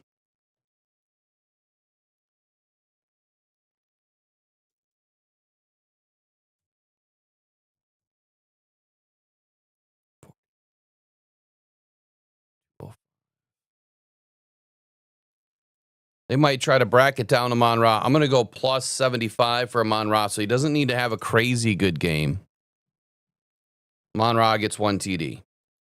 Jameson Williams gets a TD. Sam Laporta gets a TD. That's your 3 TDs through the air. Plus 75 for Amon-Ra. Plus 90 for Jameson Williams. Plus 65 for Sam Laporta. Montgomery plus 55 on the ground. He doesn't make the end zone. Gibbs plus 75 on the ground. 1 TD. Plus 50 through the air for Gibbs in this game. He's going to have 125 plus scrimmage yards. 1 TD through the air. Jared Goff 23 of 28. 3 TDs. 255 plus yards. 0 interceptions. Detroit Lions win the game 38-24. And that's it. That's my final prediction for a Friday. But as I dig through the rest of the stats this weekend, I'll put out my final predictions in the Detroit Football Journal. My predictions have been up for the week for my 16-game parlay. And I think we did our 16-game parlay for the group this week. We did that on the other night. So both of those are rolling. I'm still in with a Buffalo win. We'll see what happens come Monday night. But we'll catch you guys all later. Probably go Detroit Lions. Don't forget, if I'm not in the air on Monday, we'll be right here doing the game with a live stream where we're going to be giving away some things during the live stream. So make sure everybody gets in just to hang out. We'll have a great conversation. We'll get you guys, going throughout the game. And we'll try to give some stuff away every quarter. But you got to be in the live stream to be eligible. So thank you again to all 22 for joining us today. That was a great breakdown by him. I'll clip it. We'll make it into a video today. That way you guys can watch it and reference it later. And Mr. Derek Coleman knows at all 22 that there's always a place for him in my heart as a football analyst and a friend of the show. And this is the week we can't be friends for one night for 3.5 hours. So good luck to you, man. But better luck to the Lions on Monday night. We'll see y'all. Probably go Detroit Lions. You take care. Bye-bye. It's game time, Detroit, and you found the right place for the latest Detroit Lions news. So hop on in and take the ride to Super Bowl 60 with Rocked On Detroit Lions. Join Will Rock, Eric Rintamaki, and Riley O'Brien today on the Rise and Grind Morning Show. Good morning. Pressured by Hutchinson, he goes down.